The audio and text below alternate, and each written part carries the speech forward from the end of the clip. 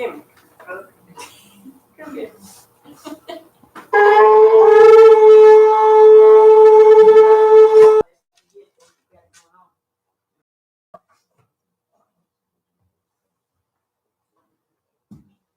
Get ready to welcome in this opportunity and time that God has given us. As He have always said, it is a time for a holy convocation. And those whose mind is set this way to fulfill what He has said, this is what we will do. And God's Spirit leads us to fulfill His word. See, and therefore, we must all work at that end now. I want to take this time to welcome all our listeners, those that's in Israel, those in Canada, those that's in the Philippines, Sierra Leone, India, and where you might be with us up on the internet.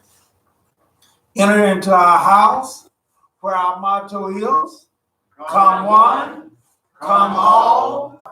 And upon these two principles, not to live together, then are we ready for God's kingdom.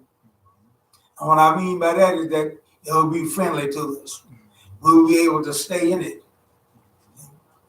But unfortunately, the scripture tells us that when He comes, He's going to gather back. He's going to gather out all things that are. See? We better make sure we're not on the offensive side. Amen. See? And that's the responsibility of each and every one of us. Amen. See? Amen. To seek that safety zone. Unfortunately, it says everybody held their way and everybody goes saying, but let me tell you something. You can't get, see, well, look at it now. You can't get an impossible burger, see, from Sonic's.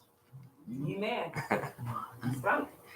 You can't go to Mickey D's and get an impossible burger. Amen. So what am I saying? You gotta go to the right place to get one. There you go. You gotta go to the place where it's got it. Amen. And every place don't have it. Amen. Amen. You got all these religions in the world and everything, but hey, They don't care. and it's gonna be proven out. Amen. Man. Blessed are you that are on the winning side. Amen. And that's what I'm into. I want on the winning side.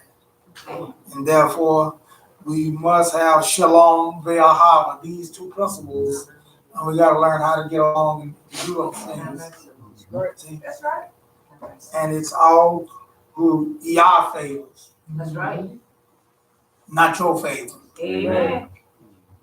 Anyways, who are we? See? We ain't been around very long. That's right. See? As a matter of fact, I was listening to a history channel there, and he was talking about space and all those things there, and he was just saying that they believed, even the scientists and all believe that hey, we are the kid on the block. Mm-hmm. They believe when it comes to outer space and those things there, and other nations and other beings and all those things there, and other planets and all that there, we are kids.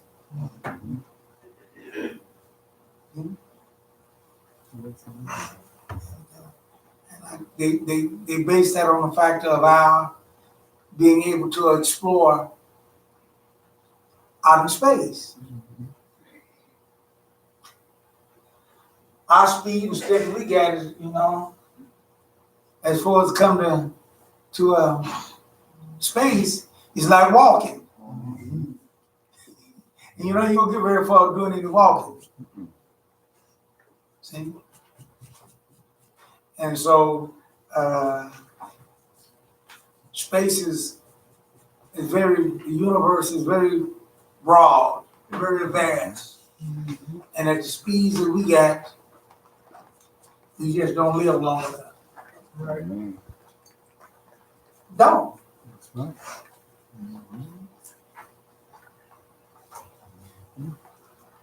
speeds that we call real fast on the earth is crawling out of space. They're moving light speed. Huh? They're moving light speed out there. The speed of light. Yep. And we ain't nowhere close. Yeah. Nowhere. Nowhere close. Therefore, you better have somebody, you know, when you're a kid, you need somebody to protect you. Right? Right. You need somebody to take care of you. You need somebody to nurse you. Because you ain't able to do it on your own self. That's right. That's us. That's right. And we that know that, happy is you. Knowledgeable is you. That's right. You that don't know that, you're in trouble. But nevertheless, I got a promise of something that will help the situation. And that's called eternal life. Amen. Called eternal life. So what if it takes 200 years to go somewhere? Eternal life. Yeah, eternal life. 200 years ain't nothing. That's right. Hey, I just enjoy myself sightseeing and everything on the way. See? But I'm pretty sure there's something much faster out there. Therefore, let us treasure these things and have hope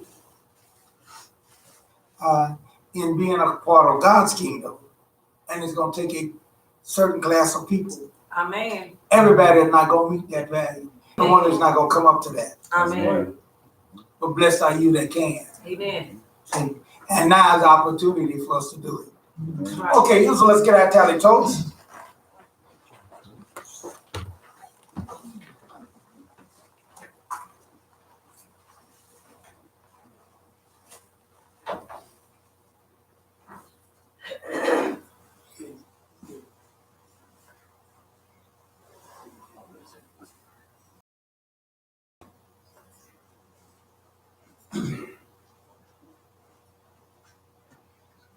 Baruch atah Adonai Eloheinu melech haolam asher kitzenil b'mitzvotav v'tzivanu lahit latif b'azizi.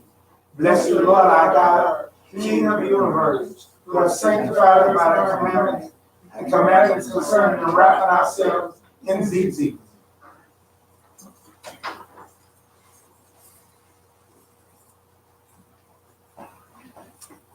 The folders. Women are 19 and up, men are 19 and up, youth is 12 to 18, and all is all who can read. I was glad when they said unto me, let us go into the house of Yah. Women, Calm my spirit, Yah. Stop the churning inside of me. Cause by the rush of everyone fed and here on time. Quiet my confusion, Yah. In all the tension of getting here. I know I made the effort because I really do need you. Yah, speak to me in the quietness. in his gates with thanksgiving and into his courts with praise.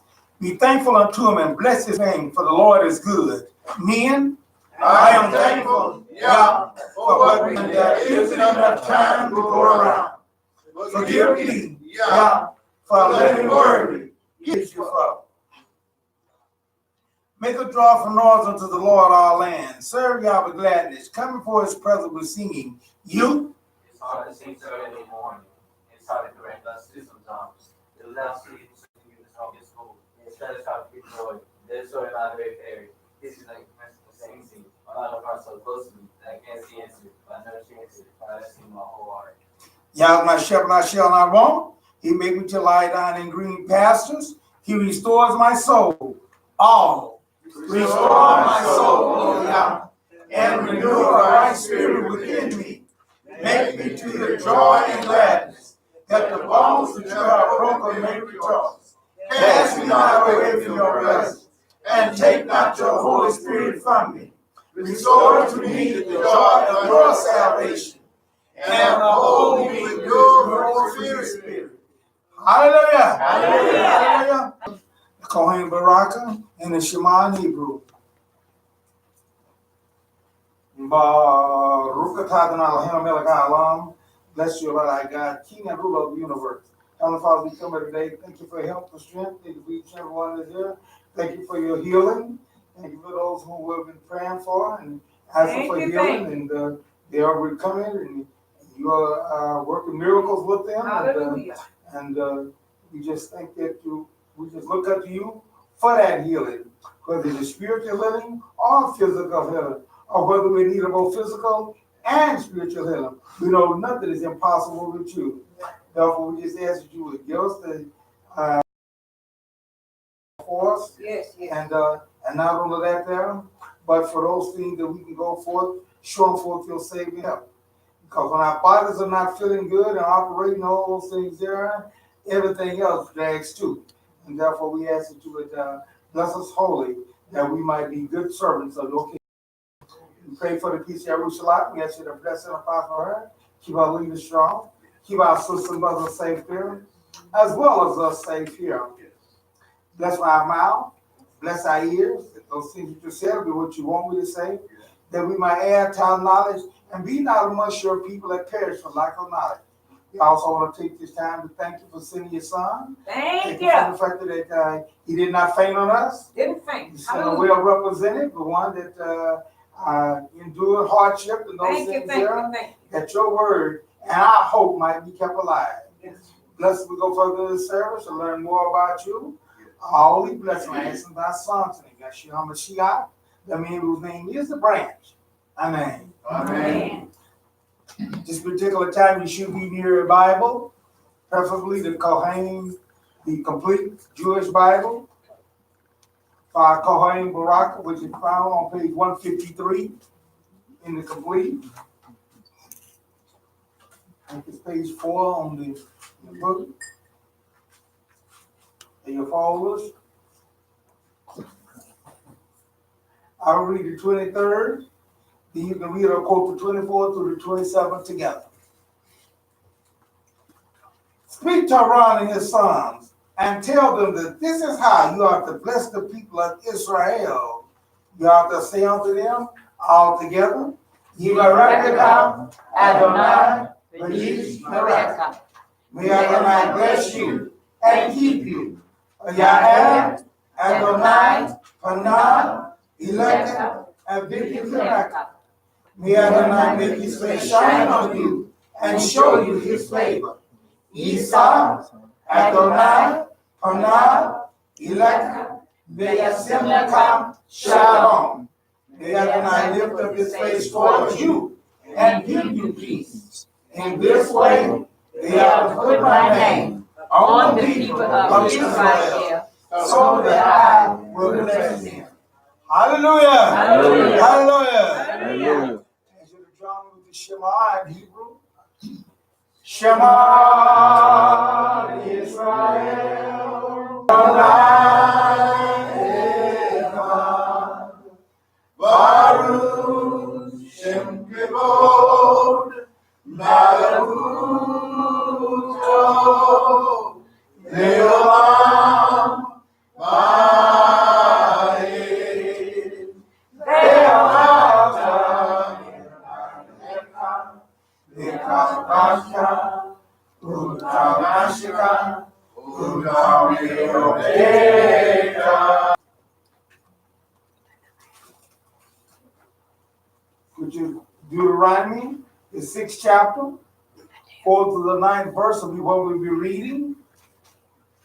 The first 2 verses, 4 and 5. Israel, Adonai, Eloheinu, Adonai, Echad. Hear, Israel, Adonai God, Adonai is one. And you will love Adonai your God with all your heart, all your being, and all your resources. And all you today are to be on your heart, And you're going to teach it carefully to your children. You don't talk about them when you sit at home, when you're traveling on the road, around your forehead, and write them on the door frames of your house and on your gates. Hallelujah. Hallelujah. Also, I should go to page 1279 in the complete, which is Mark the 12th chapter, 28 through the 31st verse, and see what the Mashiach had to say concerning the same subject.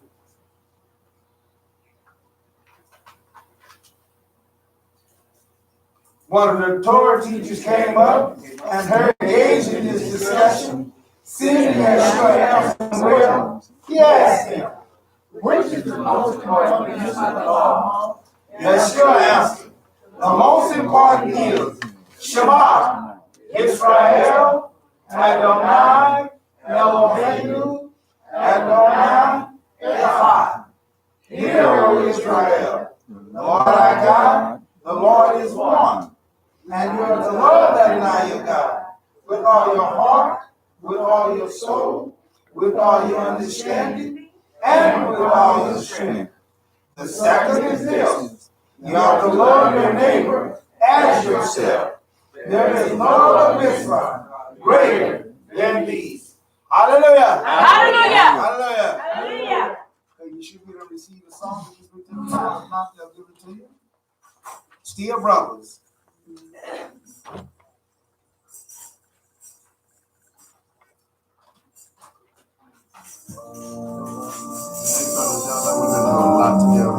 That's right. Sang a long time, man. Good storm and rain. Yeah. I tell you, we hung on and then we still singing.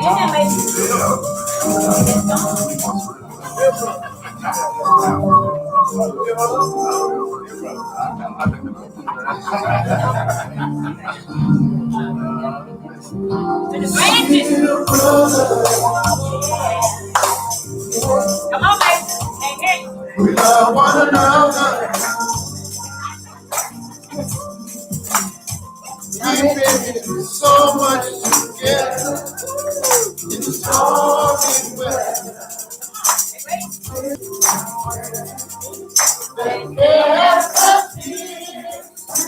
Brother, we love one another. We've been through so much together. Through storm and weather.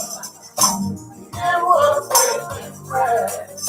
There's a Jesus. Feel our hearts. The day is late. I tell you a good time. Always I'm free to say. Never can we give up. Nothing to do but dream. We got to stay down. From going to free. Still, brother and sister, we love one another. Yes, we do. We've been through so much together. Through the storm and weather. It was faith and prayer that kept us here. Oh, today. God is so good in a special way. We love and fight together. We found each other's way. And we got that special bond. And we forget about the past. Brother, you are my brother. Yeah. We love one another. We've been through so much together. Through the storm and weather. That kept us here. We're so thankful. God kept us here. Somebody who's been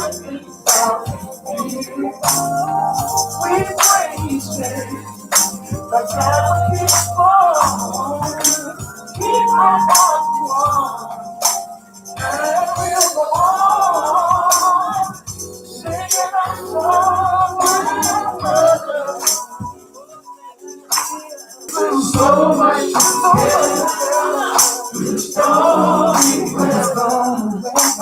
it was free bread.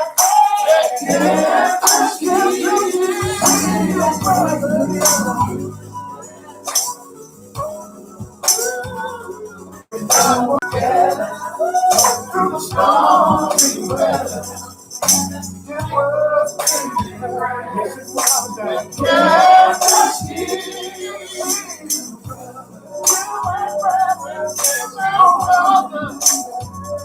Love one another. We've been so much together. Stormy weather.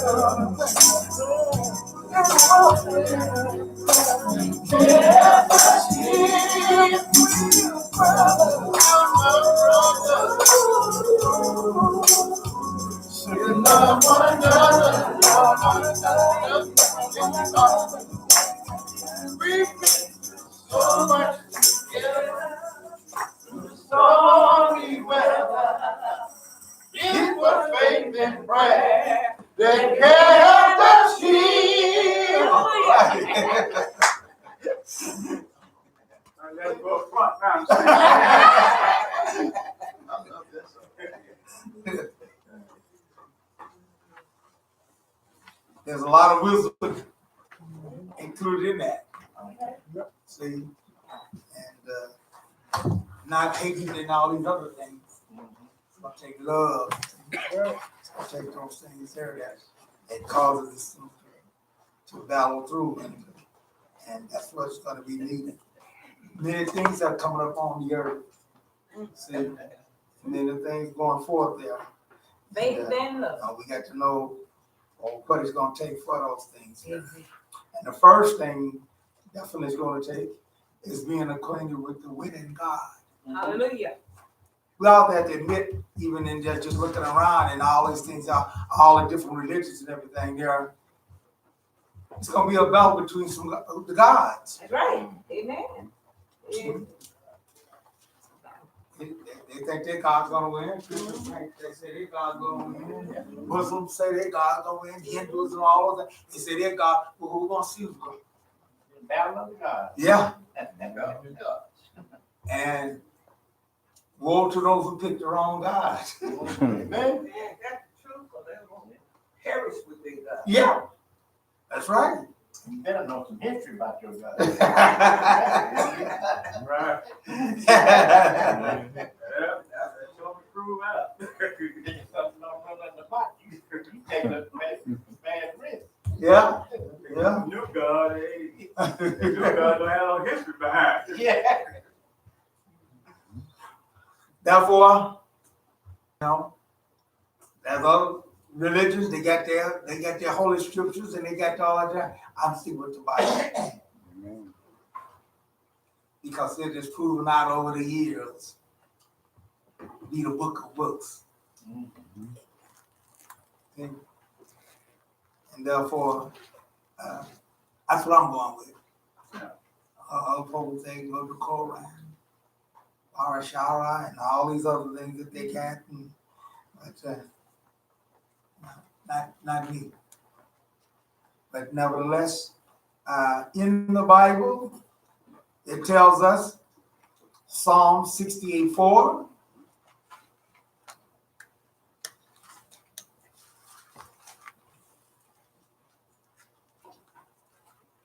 sing to God, sing praises to his name. And name is important because that identifies what God you're talking about. If you just say God, you can be talking about anybody.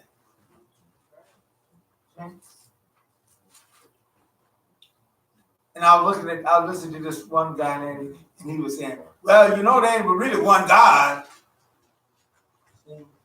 Then he got there and he said, and his name is so and so.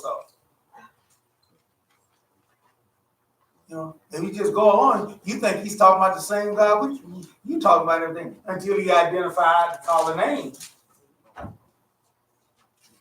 See? But here it says, sing to God, sing praises to his name, extol him who rides on the clouds by his name, Yah. That's what we have up on our banner, truth. That's part of our witnessing. That's part of our fulfilling what he has asked us to do. Because what good are you to anyone or anything if you can't fulfill your word? You can't fulfill what I need you for. See? It says, extol him who rides on the clouds by his name, Yah. That's his name. Amen. Just like you like your name and all of that, he likes his name. Amen. Amen. And it identifies him out and set him apart from all these other gods. And be glad in his presence. He's choicy. Amen. That's what we got to understand. Well, further identification about who this God is, we go to the 8th verse. The earth quaked and rain poured from the sky at the presence of God. Even Sinai shook at the presence of God. Well, we got Almighty God. Amen. You know, sometimes I think people don't really understand the mightiness of our, because we've been desynthesized down to the point now where we control him. Oh, no. We think we do. Well, I mean, this is what taught, you know. Them folks that got that special. I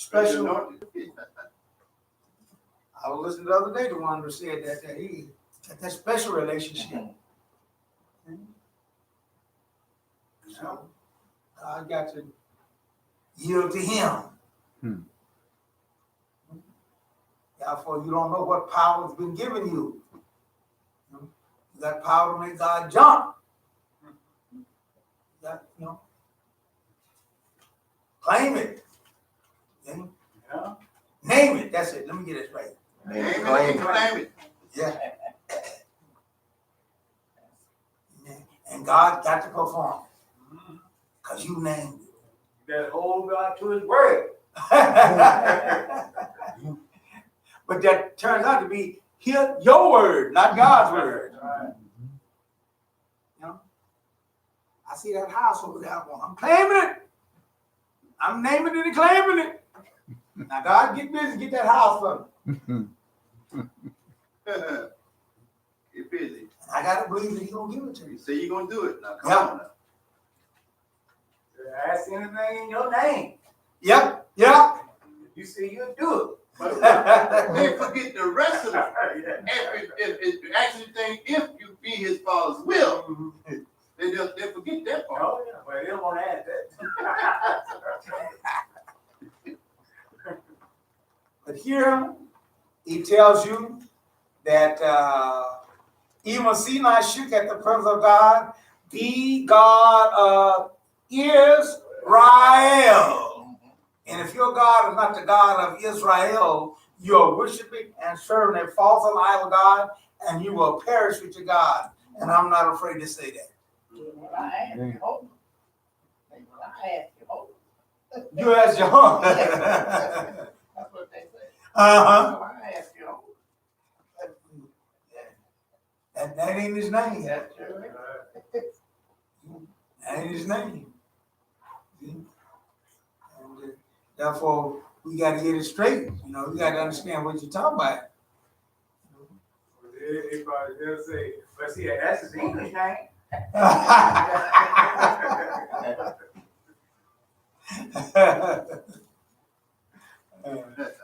That's a made up name. Yeah. From my understanding, Yes, it is. Yes, from sir. from the organization Jehovah's Witnesses group, they'll tell you that that's a made up name. But nevertheless, God don't need no made up name. He already has a name. That's right. And he tells us what it is. That's right. Not us to make up something. That's right. See? So he said by his name Yah, and I believe him. See? And I go farther than that. And as I said before, that keeps me out, and that keeps us out from under the wiles of the enemy. Because anything other than those things there, yeah, and a nay, becomes of evil, because of give opportunity for problems. Just see it just simply in his long form name. And they got all kind of, and they increase it more than they get kind of whittle it down. You know. Therefore, but as I say, as long as they start out with Yah, you got those things, hey, I have no problem. But when they start kicking out those things there, then we have a problem. See, like you said, Jehovah, Yeah. no. No. Yeah, that can't get it. See, and therefore we got to, because let me tell you something, but people have all kind of different attitudes about different things, and they get all kind of, they read in the scriptures and they read whatever they want to read, and they interpret it the way that they want to interpret it. And it can totally mean something totally different. See?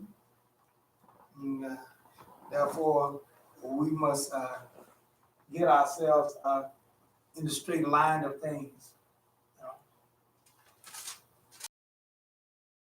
Things was I was listening last night, and heard one of the guys talking about it. He was talking about the tithes, and he was saying that they're in Malachi that the tithes was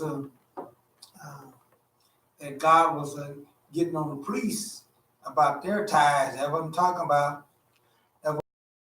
I'm just only talking to the priest. Oh. That's what he says. But then That don't make no sense. But the scriptures, you know, you can stop if you stop at the 8th verse, you stop at the 10th verse there, yeah. But if you go on down and follow out what God has said there, you'll find out that that can't be true. But people stop where they want to and those things there. Yes, he was engaging and talking to the priests and all that, but he was telling them all about the whole setup of things. See? And he said, even this nation, That's right. if he just been talking about it, he just said this tribe. But he didn't say it. He said this whole nation.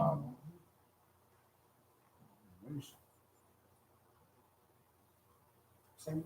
They let that shit pass and don't read that. But yet still, you have to factor in everything that God said on those things there. And as I said before, and I tell them, you know, the pen of tithes did not start with the Levitical priesthood. No. And that's the way that most of them sound like when they get to talking and everything. Sure, there's a lot of folks that have did things wrong concerning tithes, and there are a lot of Christian churches and stuff, ministers and stuff, that is taking advantage and doing the wrong about those things, you know. But that does not give us the right to dictate falsely what the scriptures have said, or kick them out because somebody is misusing it and doing wrong. You know. Therefore, we must rightly divide the word of truth for what he wants us to do, which comes down to Isaiah 43.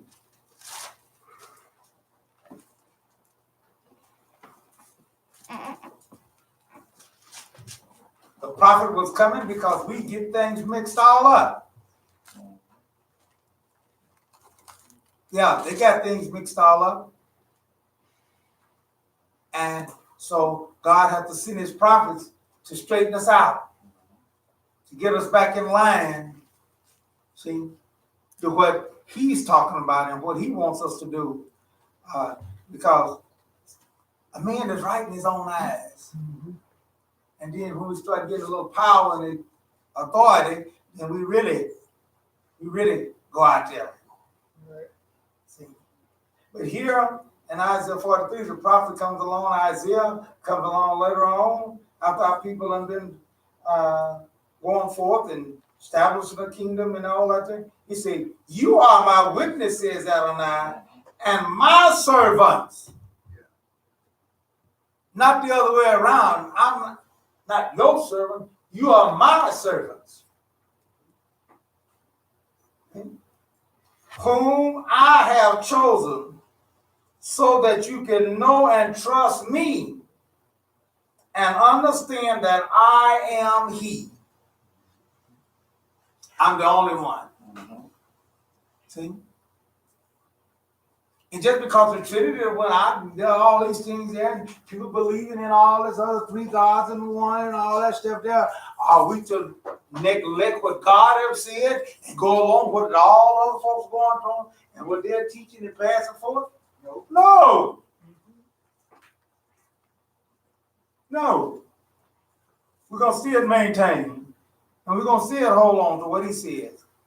He said, no God was produced before me, nor will any be after me.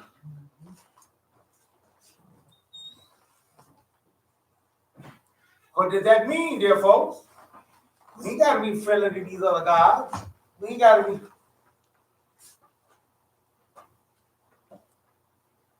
Yes, I am Adonai. Besides thee, there is no deliverer. I have declared, saved, and proclaimed, not some alien God among you. Therefore, you are my witnesses, Adonai. I am God.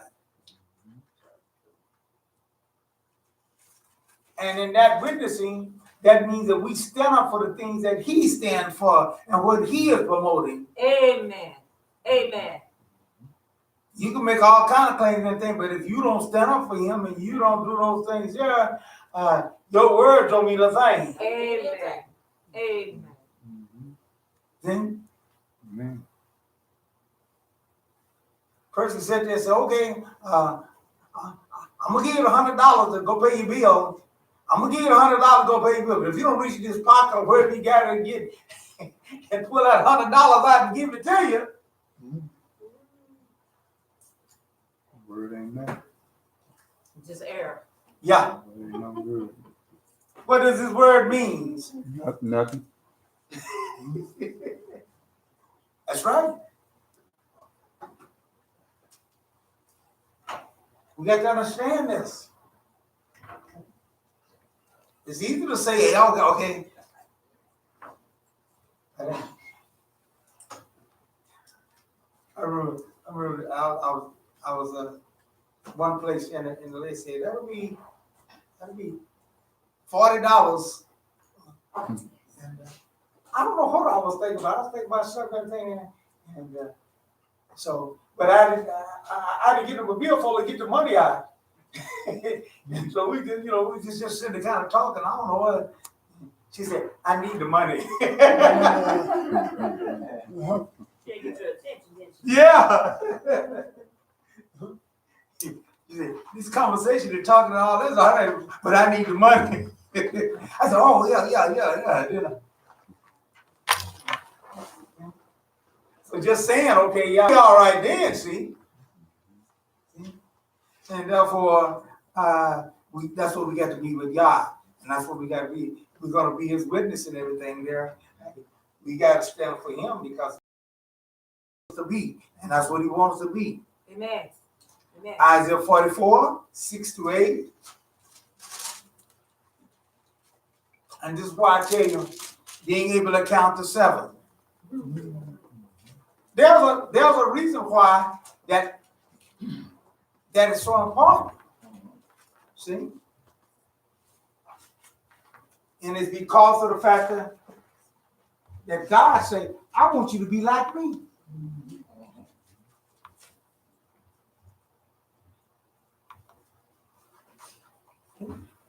There are certain attributes we can be like him, and there are certain things we can't be like him. Just in that command of keeping the Shabbat. There's a difference between what he can do and what we can't do. Y'all aware of that? You know that, right? Amen. I'm gonna give you a form of those things. He said, after God had completed his work and he rested from his labor, he kept the Shabbat. And he asked us to do that, right? And we can do that. But also God did some things right in that same command that we can't do. And what is that? What? Say that again. Yeah, right. God bless that day. We can't do that. But Christians think they can. See how the devil do it? The devil make you think, oh yeah, you could do that. No,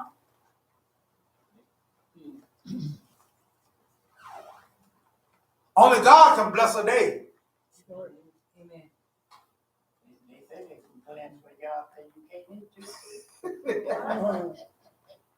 But you see how the enemy likes to use these things and get you. See? He says enough for you to be like me by resting on this day and remembering, not making it that way. Sometimes we can't make it. God the only one can make it. That's why he tells us to remember. I already done made it that way. You ain't got nothing to do with it. And I tell folks, we ain't got nothing to do with making this day holy. Amen. You know that, right? Amen. And they have a tendency to say, well, you keeping your Sabbath. You're right. That's right. And that's why the people come up with this stuff, because they got special about it. You know, but that's yours and this is mine. I say, no, man. Let me tell you something. That ain't none of mine. That's God's day. That's right. You That's ain't right. getting nothing. That's right. God day. He made that day for me. You are made that day. That's right. Amen. And that's why if you can't count to 7, you're in trouble, because he only blessed it one day. Right. When Yeshua comes back, then those that ain't keeping that day gonna be in trouble. Gonna be in trouble. No, they ain't. They keep Sunday. Those that keep Sunday gonna be in trouble too. Like those that not keep. They didn't sanctify it. It's sad to be deceived. It is. I want you to get this. You know, because it just in dealing with how people do and everything now, we can't get caught up in some certain things that they can do and everything there, because they do have some power. Mm-hmm. Who gets the power? Christians. Yeah, Oh, Them other folks that we're talking about, yeah. they gonna come up to you and say, didn't we do this in your name? Right. Didn't we do that and that there? They distribute some power. Yeah. They exist. And he didn't say, no, he didn't do that. He didn't cast out the devil. You didn't do that there.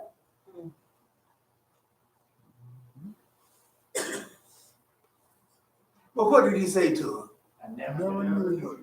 He said, all that stuff you did to do you no good. And now you go.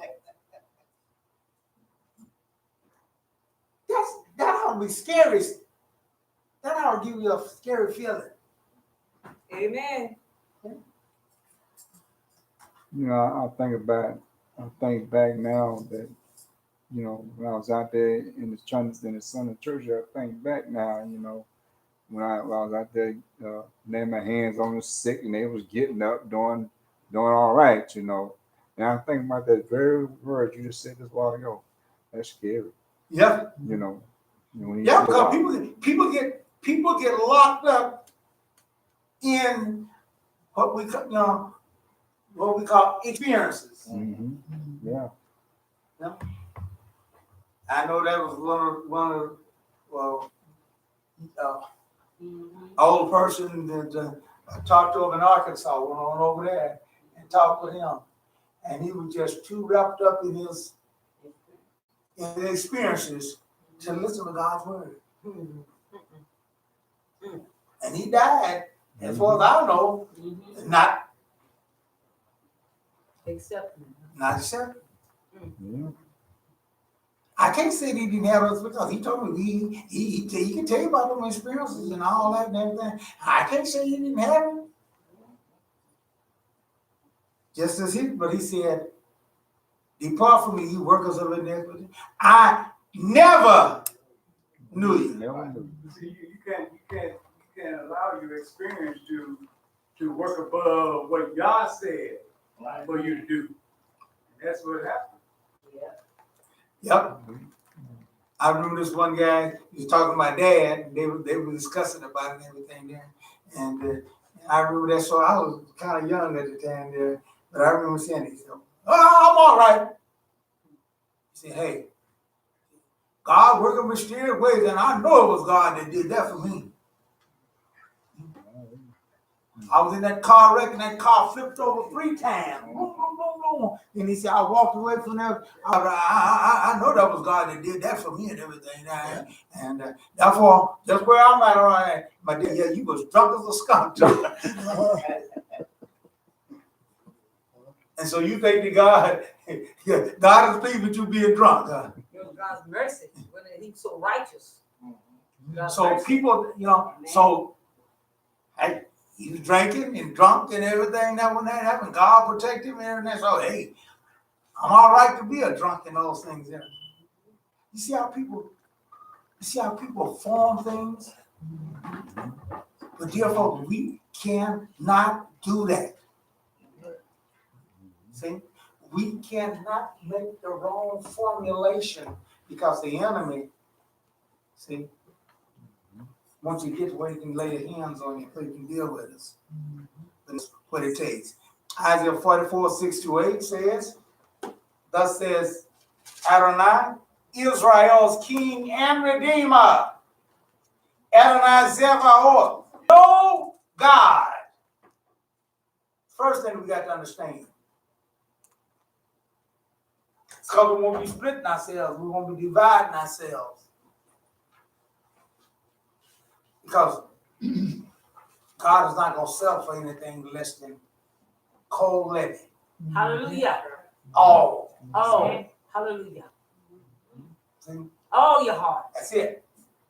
And he deserved it all. That's it. Thank He you. said, who is like me? Let him show me clearly what has been happening since I set up the eternal people. Yes. Is that the people you want to be? Yes. And I keep telling you, if you are going to be that people, you are going to have to change your doings. And your thinkings. Yes. And your thinkings. Well, it starts with the thinking first, because you ain't going to, Hallelujah.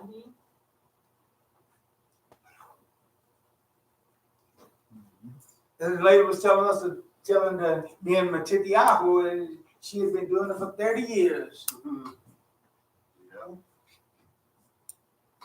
She stay in our house on the Shabbat and everything there and all that, and all that stuff there. And then Matthew asked, well, what do you think he said when he said that we have to have a holy convocation? Ain't that what you asked him? Yes. See? People get wrapped up in what they want, what she wants. But yet she can go out and congregate all Sunday. She can go out and congregate with all of them. But on Shabbat, she got to stay home. She kept both days? No. Both days? I guess she feel like that she having a holy conversation when you go on Sunday. She called herself reaching out to them on Sunday. Oh, really? But she was having a holy convocation with them. Because she was out there, she was out there going to visit them and doing all things else. But she was staying home and not doing what God had said. So we got to examine what kind of witnessing we are doing and what we're going forward. See? Therefore, he have asked us to take care of those things here, and he says that since I set up the eternal people, let him foretell future signs and events. He said, don't be frightened, don't be afraid. Didn't I tell you this long ago? I foretold you that you are my witnesses. Hallelujah. And that's why I say if a person can't count to 7, you're in trouble because God said, this is the sign that I have given to people. Amen.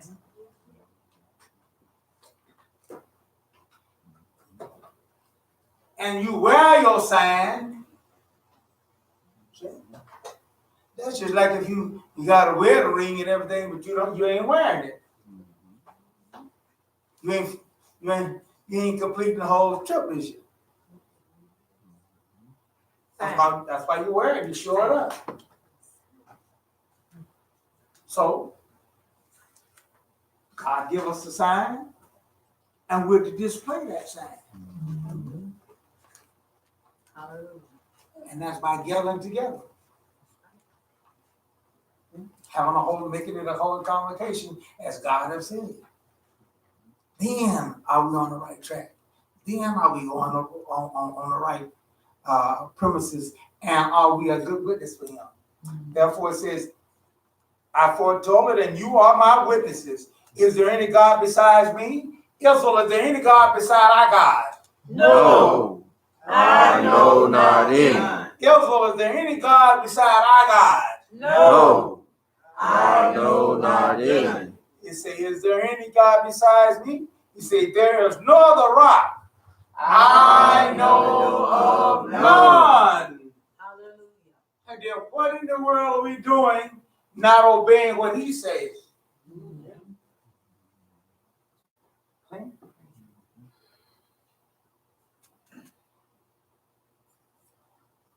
We need to understand who will worship and what is required of us. Amen. And that's why I tell you, it's going to take special discipline, people of special discipline to do that. See? And that discipline means that what the Mashiach said. People say that they're so full of the Mashiach and they this and that and they in with him and all those things there, then you should be doing like the Mashiach. Amen. John 5:30. Let's see what he says. See what attitude he had. And then you ask yourself, is that the attitude you have? Is that the attitude I have? And then if it's not, ask yourself, why?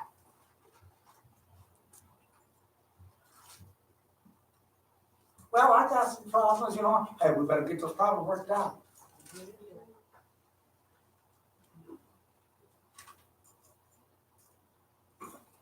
John 5:30 says, I can't do a thing on my own. Amen.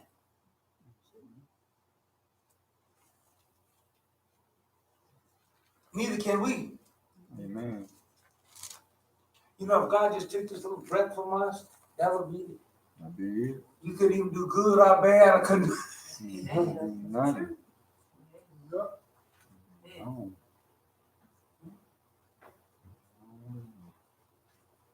I was looking at that commercial and it was talking about, this big old strong guy and everything, just a little blood clot can change him in a second.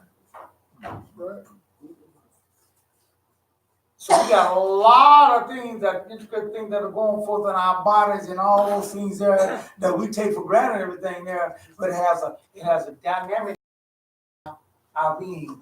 We just take it for granted that's the way it is. That's why it's always good to give praise to our God. Amen. Morning, noon, and nighttime. Amen. All the time. See? I can't do a thing on my own. As I hear, I judge. Seek my own desire. Uh-oh. What? You mean to tell me I can't seek my own desire? Sometimes our desires get us in trouble.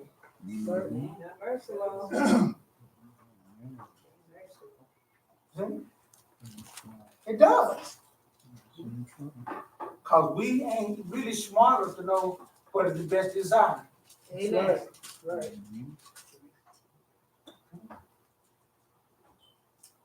It's like a little kid. You set a kid there, set food there for him, tell him to make his choice. Mm-hmm. How many know that he don't get no square meal?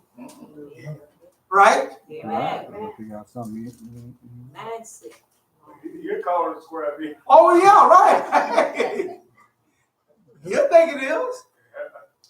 You can set some food there, sit and drink there. The first thing you're gonna reach for is the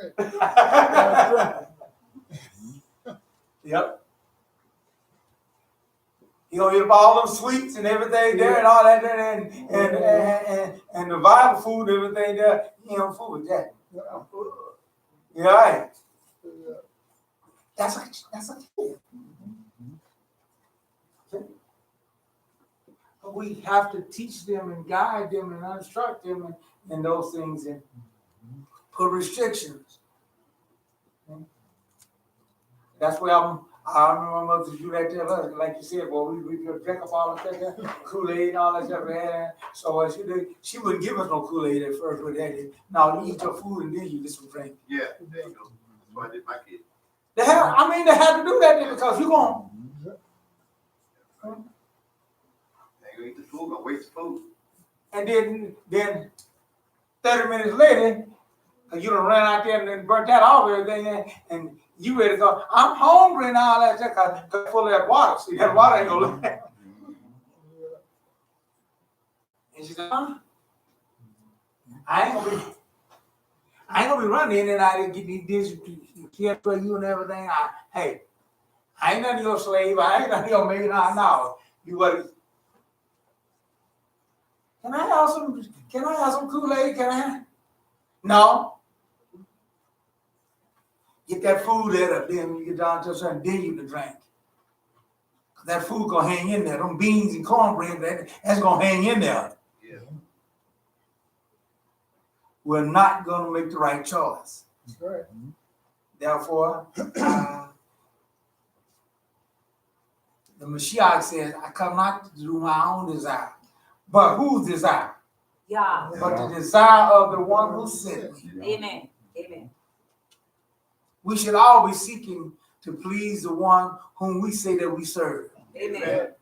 Right. Amen. The one that we say is our master. Amen. Right. We should be seeking to please him. That's right. Amen. And if you ain't doing that, you ain't a very good servant. Can we agree to that? Amen. Yes. So God said, from one new moon to another, and from one Shabbat to another, one Sabbath, shall all flesh stay home. No. No. No. come before him. Come before him. That's it. Hallelujah. So that lady she just messed up, man. Yeah. She was going on the passage of when it was in the, and the law said, stand your tent. You know? I know, right. Yeah. That's what she was using as defense. Out of time. Out of time. That's Out of season. just like somebody out there going out there building an ark. You know, I'm saving myself. Building an ark. Out of time. Out of time. See? Still make you wrong. That's right. And at that time when God was there, do you know that was for their safety? Wow. Why God told them to stay in your tent? Yes. Wild animal. Huh? Because of wild animals. No. Well, I didn't come in a tent. No. Their own protection. What protection was that for? So y'all want to destroy them. Their obedience. Because our stomachs. God said that on the Sabbath ain't gonna be no. Manna. Yeah. That's right. Yeah. That's right. And he knows something's gonna be some hard effort. So he said, stay in your tents. Don't be going out there because you come out there looking at stuff and doubt my word, you're gonna make me upset. Yeah. Yeah. Oh, disobedience. And I'm about to slap around a little, tell you something. I'm about to lay some hands on you.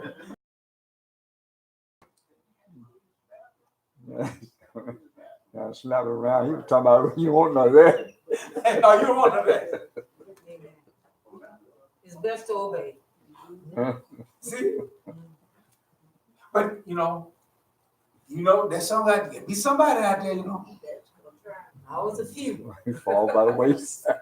That one guy won't out there try it anyway. Gonna check it all out.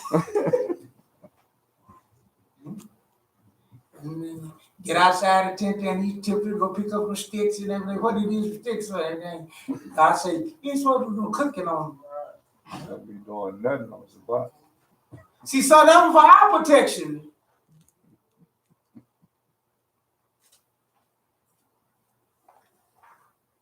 Dear folks, Suppose they need to use the bathroom. I'm quite sure they had that inside too. Oh, no, that's a different story. No, right. Bathroom, Right. because they had to go outside. Yeah, they had set up for those Cover things. it up. They had set up for those things. Yeah. But he was telling them, stay in there long because he knows if you go out for any other thing there, your mind gonna go to one. I wonder if anything out there. You gonna go out there and do something, mess up something. See, that's like a kid, man. You have to the kid. You gotta just, if you want to keep certain rooms and everything straight, and then you say, "Now you can't be coming in here." You don't straighten that room up, because if you don't, you let them come in there and everything. Now, guess what? It's gonna be messed up too. Show up, tear it up. That's just your kids. I know we have one of my sister's grandkids, baby came over to the house over there and everything, and they had in the front room there, and so my wife went and got a box of things there and told her, well, just pick you something out of everything, y'all. So what y'all think she did? What do you think she took that whole thing there and just dumped it all out. Dumped it all out on the floor. For one piece. Trying to get one piece. Well, that's what was told her. Get you somebody to play with. She got it out. And she just dumped everything. She dumped everything. I scattered all around there. Grandmother said, what? No, you know better than doing all this in and got on it. You're going to clean up all this too. Come on, go in and spare. But that's children. See? So you have to do some specialists around it, like trying to give them a toy out of it. They ain't gonna want that. That's what you're trying to do, trying to give them a choice, because they almost whatever they want, they ain't gonna too much like that anyway. Right. So, but yeah, folks, we've got to put those things aside, and as you see it there, and he said he come to do desire the one that sent him. We go to John 10:36.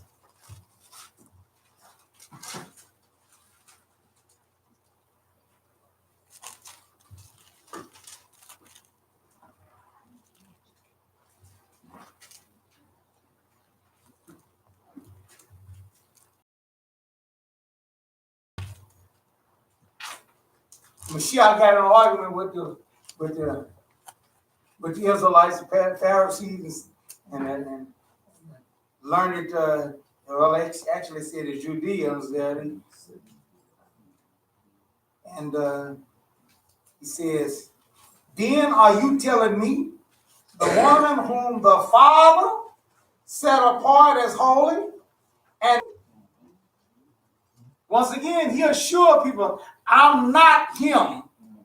I'm saying I'm his son. They were accused, you make yourself God. He said, no, I'm not. You see how people want to take things and interpret the way they want to interpret it? John 36. 10. Yeah, 10, 36. No. That's not the way it is. And you straighten them out on that. Well, you said it, let me get you straight.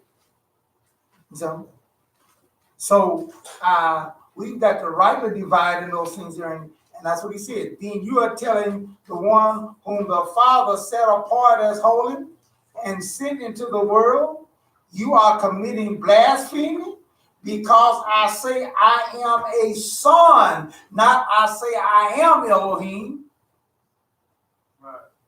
Not saying that I am him like the Christians and these Trinitarians and all these other, the dualists and all these other folks. So he couldn't say that I'm the son of God. I thought that's what they believed that they were. Yeah. You see how people want to interpret whatever they want and want to try to make it. But a son of God must be an obedient son if you're going to get along with him. And you can't do that by doing your desires. That's right. That's right. See? You gotta put, and this was he is a special one above all of us. And he could do it. What makes you think you're gonna be able to do it? Because I'm a part of him. No, I ain't got nothing to do. You still gotta follow through. And more so if you're a part of him.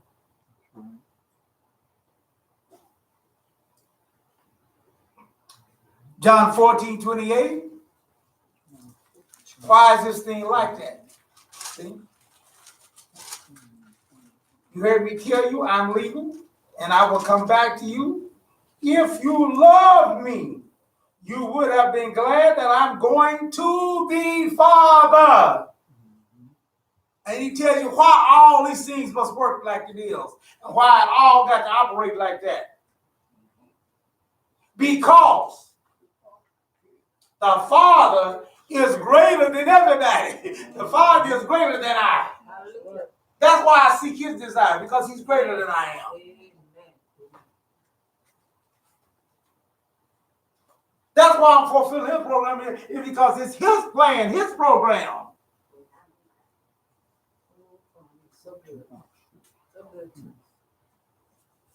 See?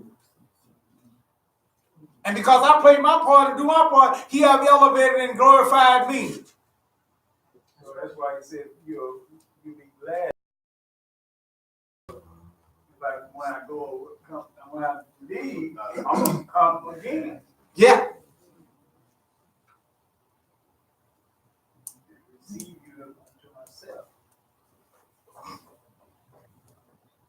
He said, because the Father is greater than all.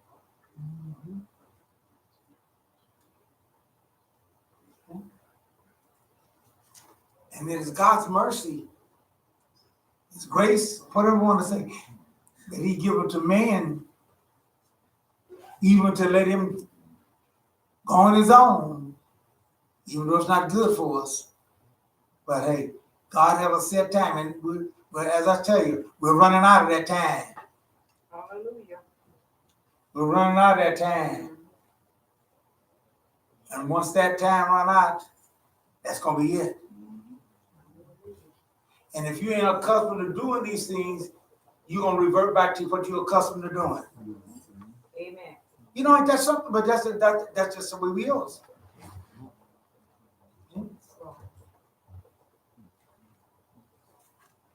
As I said before, this is why we learn about Yerushalayim. Because he says all is going to come before him, worship at Jerusalem. That's what we're learning, those things here. You just can't go anywhere and get, that's what I'm saying, just don't go anywhere and get it all that. You got to get it where God has placed it and get in line with his program. Amen. Right. Amen. Amen. That's why they say, come, let us go up to the house of Yah, That's right. to the God of Yaakov. That's right. And we're going to learn about his ways. Amen. And then after we learn it, then I'm going to take off and go on and do what I want to do. And I'm going to take off and I'm no. What is it going to happen? We're going to walk in his path.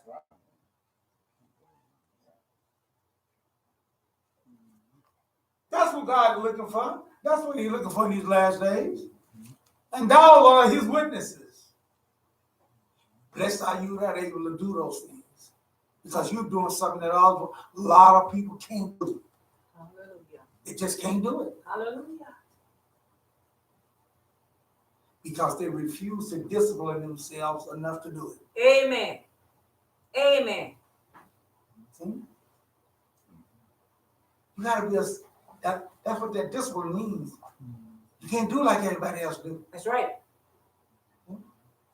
So we see that a lot of people, constantly going to Jerusalem, but not, going to walk in God's path.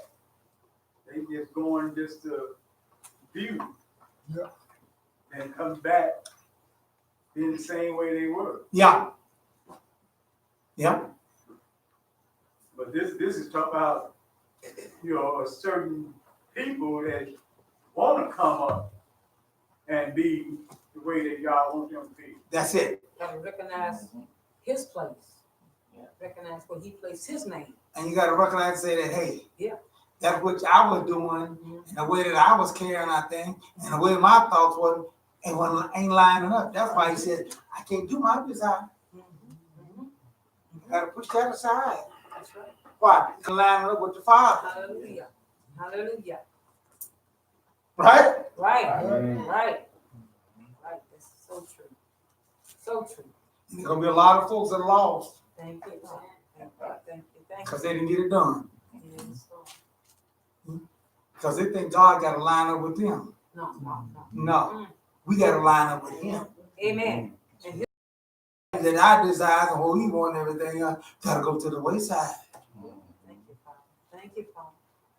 Sometimes it comes from tough decisions.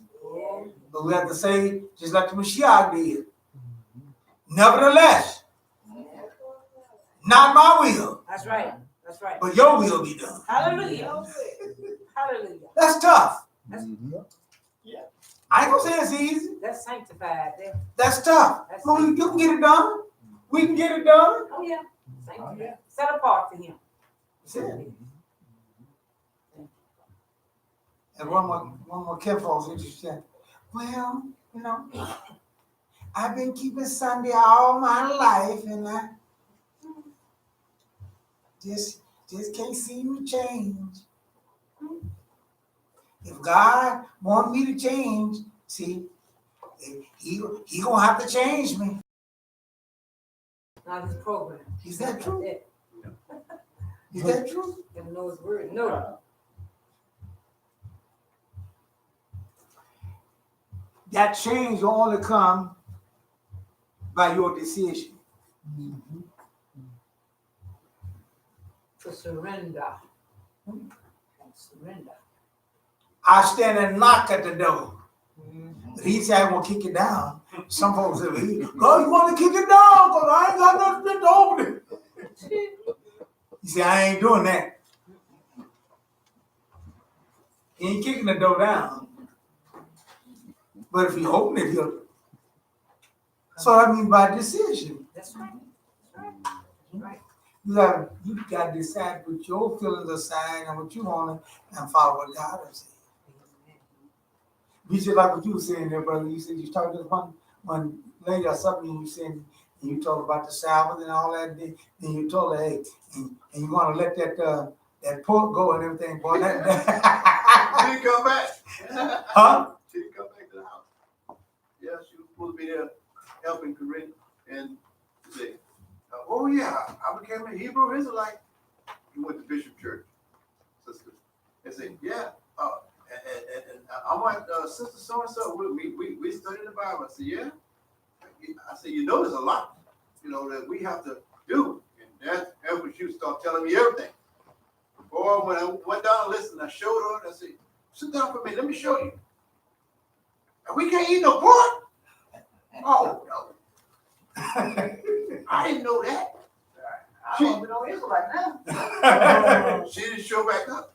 Yep. She didn't come back. Yeah. That's a little too much. That's right. Can't discipline themselves. I can't give up my pork. Hey, ain't nothing else to eat. Oh, yeah. I mean, I'm telling you, what can you eat then? Yeah, that's what I was thinking when I first accepted the truth. And it was telling me all the stuff that I couldn't eat. I was thinking, man, what can I eat then if I'm going to eat that? There's plenty to eat though. Ready to eat, man. Yeah, yeah. So let us follow through on those things there, that it might be well with us on that end. Okay, we have banner intro. Sister LaShonda? She left. Oh, okay. Okay, then Sister Yali? Okay.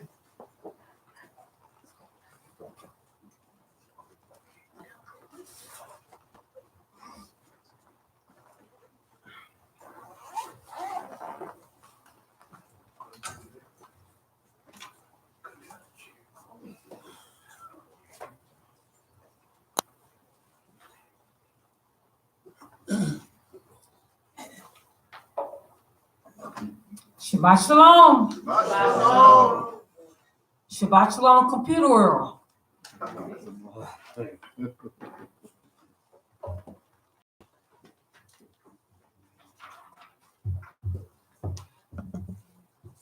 Sign of his glory. And there shall come forth a rod out of the stem of Jesse, and a branch shall grow out of his roots. And in that day there shall be a root of Jesse, which shall stand for an ensign of the people. To it shall the Gentiles seek, and his rest shall be glorious. And it shall come to pass in that day that the Lord shall set his hand again the second time to recover the remnant of his people, which shall be left from Assyria, Egypt, Pathro, Cush, Elam, Sennaar, Shinar, Hamath, and from the islands of the sea. And he shall set up an ensign for the nations, and shall assemble the outcasts of Israel, and gather together the dispersed of Yehudah and all the four corners, from all the four corners of the earth. Isaiah 11, 1, 10, and 11. Open ye the gates, that the righteous nations which keepeth the truth may enter in. Isaiah 26, 2. All ye inhabitants of the world and dwellers on the earth, see ye, when you lifted up an ensign on the mountain, and when you blow the trumpet, hear ye. Isaiah 18, 3. Hallelujah!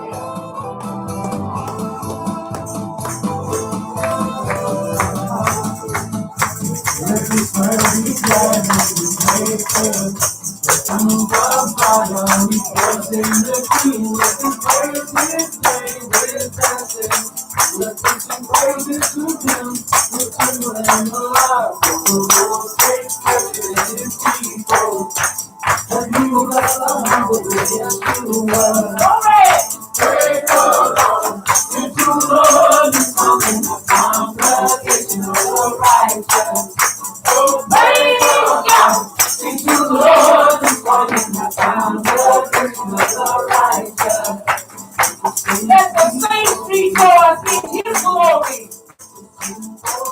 We sing God's glory. He takes pleasure in Israel. Hey, praise God. The God of Israel is Yah. Praise God. Sing to the Lord. Glory, he has given us that special reason for his people Israel all over the world. God is doing a movement on the hearts of Israel by his spirit. He's drawing his people into him. So we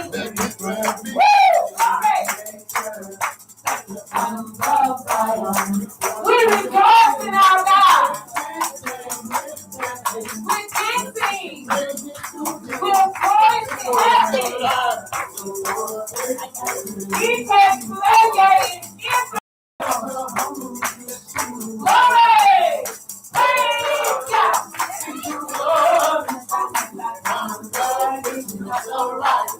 The righteous will praise him. He has given a banner to those who fear him, that it may be displayed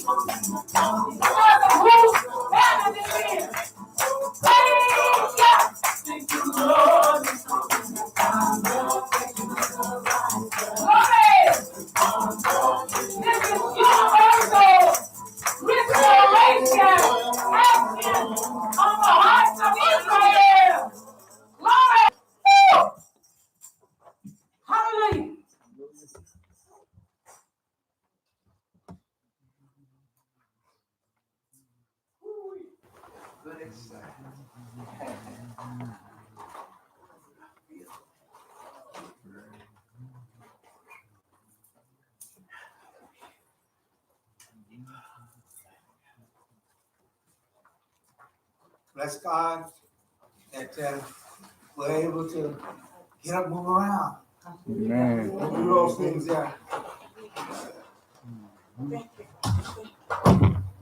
be well with us on that end there. Thank you.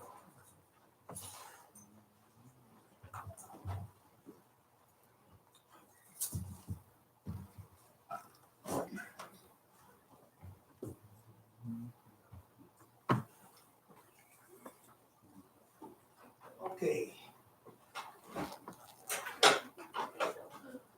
We're gonna turn the service over now to the hands of Shamash for our useful update.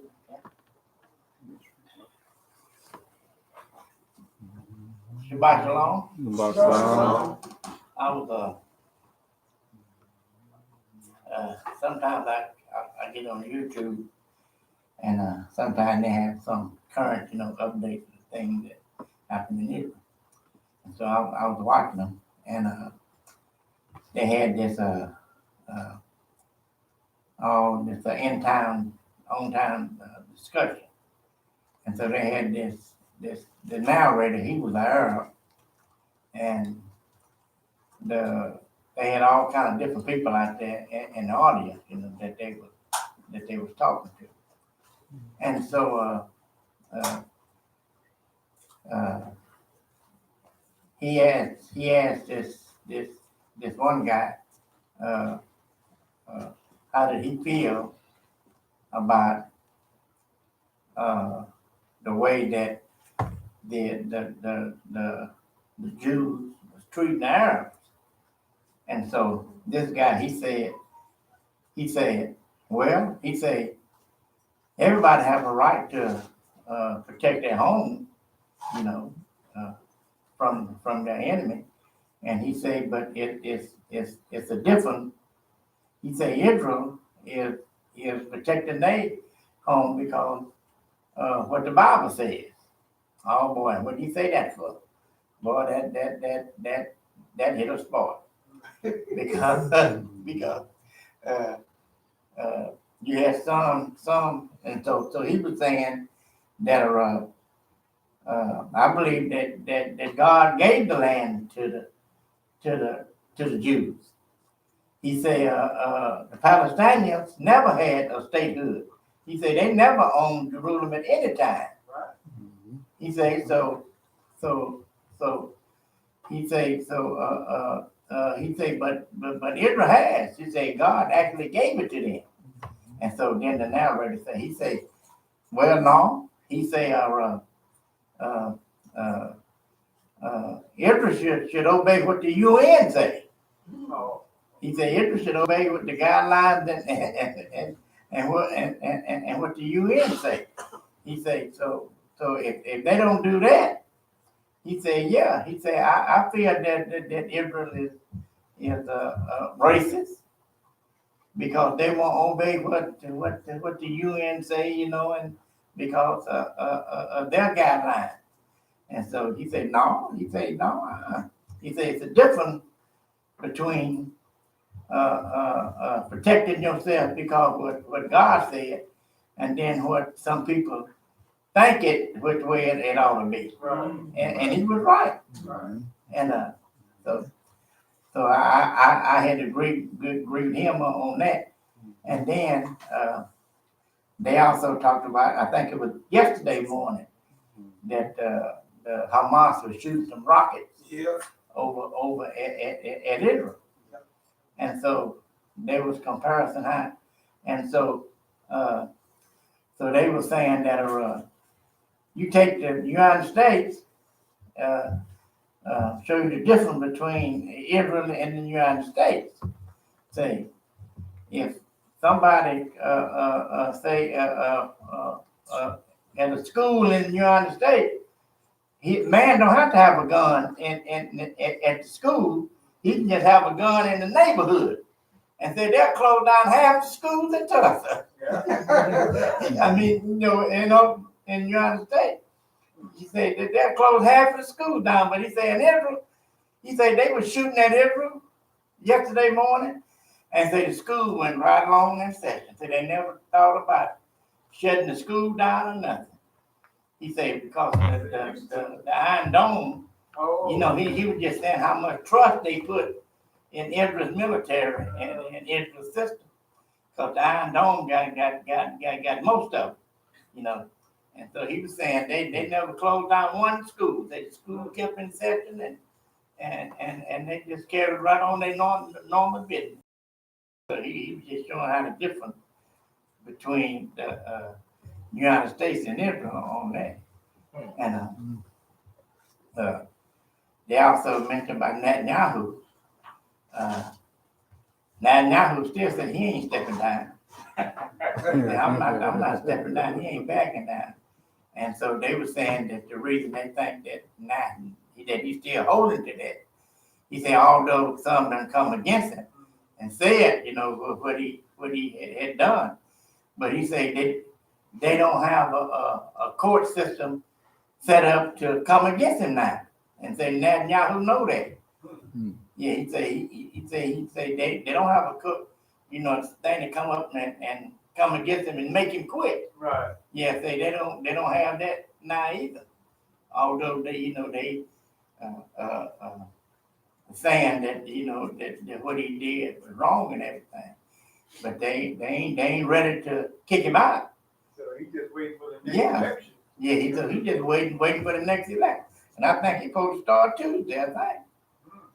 Yeah, I think they said Tuesday. No, I think No, the next election.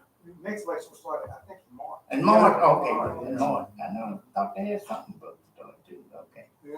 But anyway, they saying that, and the other guy on the other side, yeah, they say that he got the numbers, but he still can't establish the coalition. Right.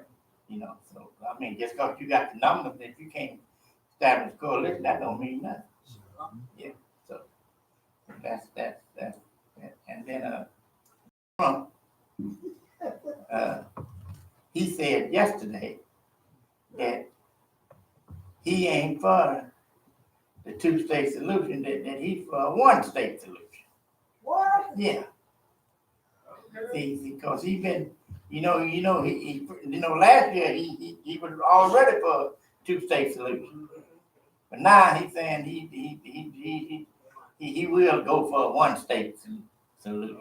So Yeah. see, he's still trying to, you know, pull the Jewish people his way. Yeah, So he yeah. can vote on it. Right. He But trying to get back in there.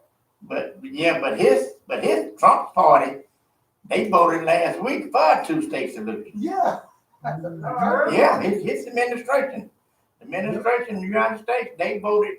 They come to see because Trump, he came against it last week for the two-state solution. But his administration last week voted by a big margin for a two-state solution. It wasn't a small margin; it was by a big margin. Yeah, so. Yeah, he comes against his party. Yeah, well, I'm saying so we can see how the scriptures is fulfilled. You can't come against the scripture. No, I'm saying the scriptures don't lie. Scripture said that Jerusalem shall be divided. And not only that, but Trump, he got some Christians coming against him now. Yeah. So I'm saying I can see the scripture being fulfilled if Trump is going for the one state solution. Yeah. Because you know the rest of the nation is not going to go along with it because it's going to stir up the Palestinian and Arab world. And, Right. Yeah. Yeah. Figure, hey, we got to go in and just take it. Scripture said they gonna take it. Yeah. And the angelics, you got a group of angelics come against him. And they said that Trump is he's bad news for the United States. Yeah. And they can't continue to be on his side. And they really started coming against him when he was talking about this. That senator had been The one that died, wasn't Yeah, he was it? 90 And something. talking about he Yeah. was looking up from hell. Yeah. Yeah. Oh, yeah. Yeah, I Yeah. remember. Uh-huh. That's when they really. Yeah, they wrong. That piece of did though. Charlie Rankin was Yeah, he was in Michigan, Yeah. speaking that, Yeah. and what the people looking for. Yeah. So they- Lindsey Graham got on it. Lindsey Graham got to come on against that. Well, no, Graham's son. Mhm. Graham said No, he talking about Billy Graham, and you Yeah. talking about Lindsey. Oh, yeah, Billy Graham. oh, The okay. son, see, cause that's his party. That, in other words, that was the people in his church that come against Trump. But Billy Graham, he said that he was more like his father. Say that his father was for Trump. Yeah, and say his father would be against them that come against Trump. Yeah. Mhm. That's what he said. But Lindsey Graham, he was against that. Yeah. Yeah, He came on national television and he rebuked Trump for that. yeah. But he see, I look at them like this. Then when Trump was running and was running for office, Lindsey Graham was one, and him and some more. They were the main one talking about Trump, how bad he was and how awful he was gonna be for this country. But then Trump bought him out. When Trump got in office and gave him all that money, then they changed tune. Then they changed That's tune. right. All He's of the it. best All of president them. ever. Yeah. So Trump bought them all. On them all out. He sure did. And he gave him all that money that time. Yeah. They start singing a different tune, man. Yeah, they started singing a different story then. No, none of them say nothing against him. So that's really what I had for Jerusalem up there. You right about that? Yeah. In Syria, Syria say 3 oil and gas facilities were hit by drones. But today, Now it happened the 21st. 21st, Yeah, that was what, yesterday? Yesterday. They prices going up. No one claimed responsibility, but they say ISIS did it. I thought we said that, I thought our president said we got ISIS under control. Yeah, he did. I think he's playing ice. Yeah, folks, he never thought that I'm surprised he didn't cut him as much as he did because of part of it is that he's a special president. You know he is, right? Yep. It's only definitely different. 1, 2, 3. Fourth one. So he makes the fourth one, it's impeached. Yeah. So now whether they're gonna, now I want you to understand that impeached and getting him out of office is two different things. Two different things, that's right. See, I heard too, they said that if you don't go to the Senate, they can't impeach you. Yeah, right. You're gonna go on this, right. Right, go on his record. You're gonna go on this record, right. Right. But Pelosi, she knows what she's doing. Yeah. Cause she figured that she hold out a little bit more. He just can't keep his mouth. Yeah, No, That's why he's in trouble. That's why he's in a lot of trouble now because of his mouth. Steady talk. Yeah. They say everybody going home for Christmas, but Trump, he's still here tweeting.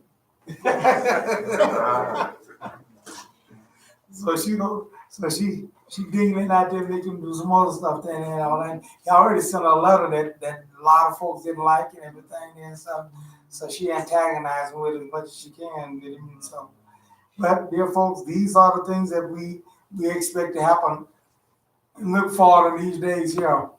Watch and pray always. Right. That's what we're working on. Praying. You know, I heard a little bit of y'all talking in the Sabbath school this morning there. So I said, if you were told to do something, would you do it? See? We ain't got together on ourselves being. we can't be cohesive and be together around enough for to be here all together one day. That's right.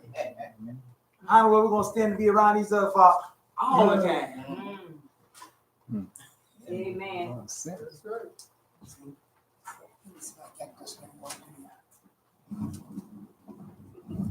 Hello?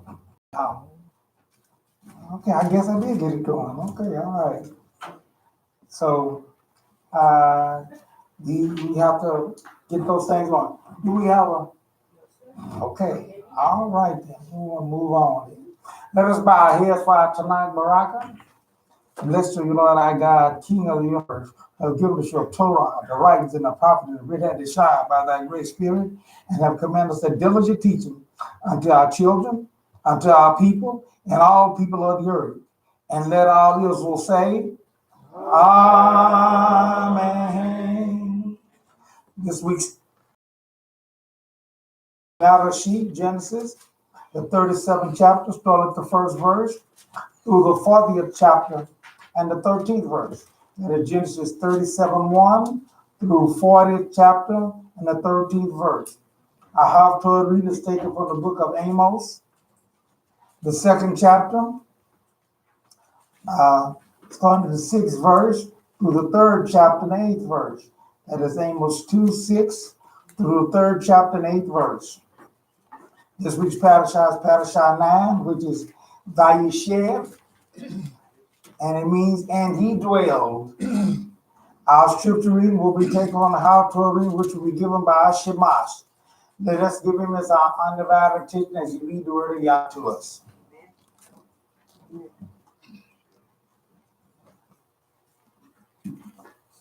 Shabbat Shalom. Scripture reading is taken from the book of Amos, the 2nd chapter, 6th through the 16th verse. That's Amos 2, 6 through 16, and that's page 731 and 732.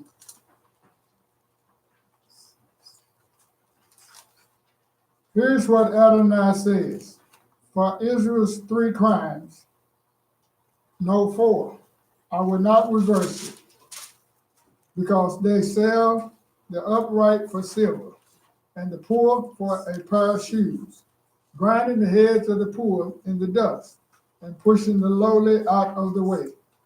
Father and son sleep with the same girl, profaning my holy name, lying down beside any altar, on clothes taken in pledge, drinking wine in the house of their God, bought with fines they imposed. I destroyed the Amorites before them, though tall as cedar and strong as oaks. I destroyed their fruit above and their root below. More than that, I brought you up from Egypt, led you 40 years in the deserts, so that you could have the Amorites' land. I raised up some of your sons to be prophets, other young men of yours to be Nazarite, people of Israel. Isn't that true? Asked Adonai. But you gave the Nazarites wine to drink, and all the prophets don't prophesy. Enough, I will make all this crush you, just as a cart overloaded with grain crushes what's under it. Even the swift won't be able to flee. The strong won't be able to use their strength. The warriors won't save themselves. Archers won't be able to stand. The fastest runner won't save themselves. Even the bravest warrior will throw off their weapons and flee, says Adonai. May Yah add a special blessing to the reading of the word. Amen.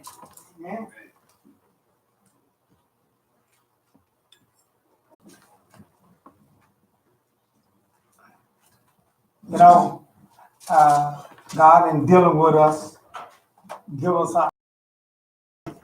as to how he is, so we will know how to please him and what it's going to require.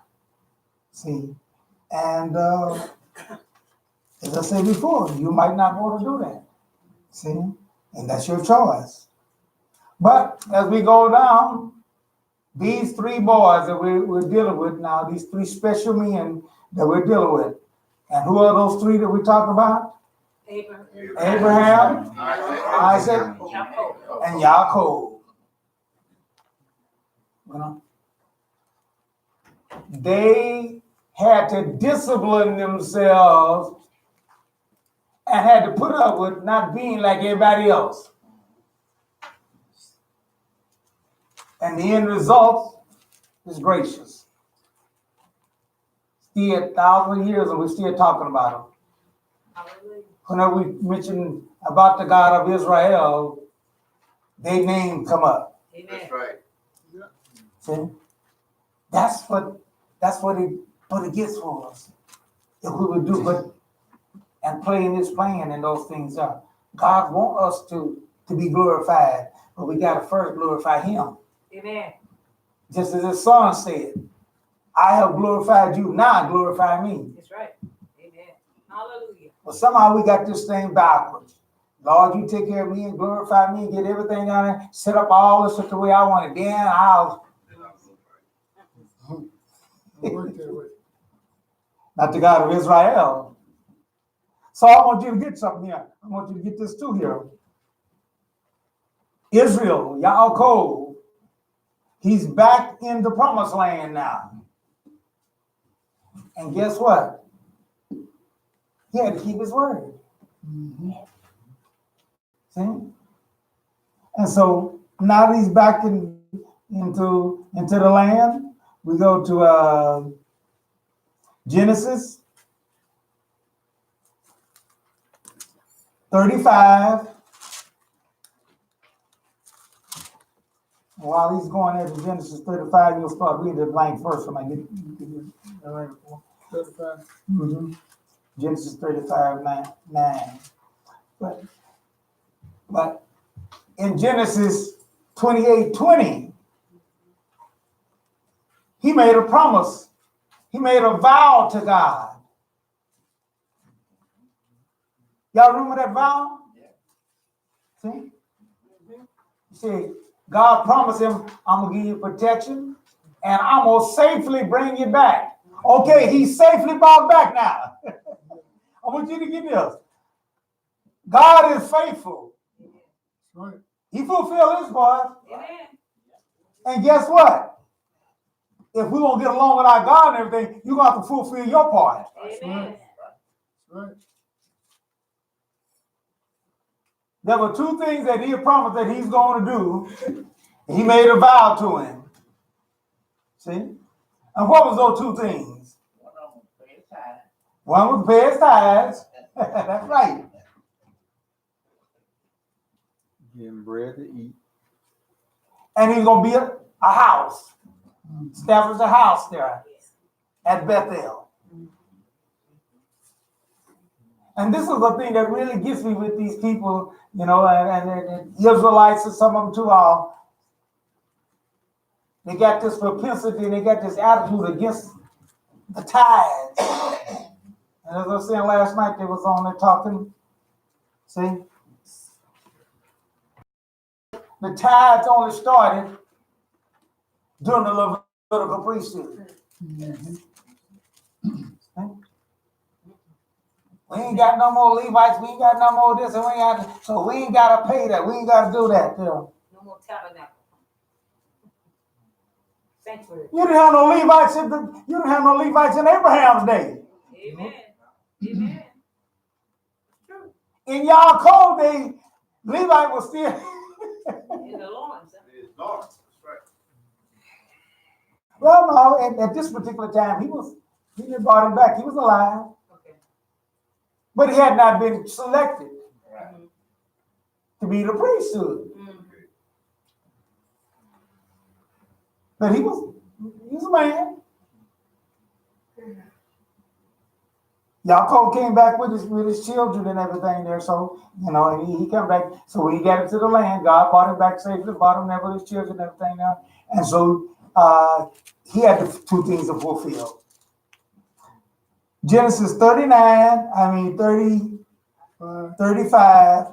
9. What it start reading now?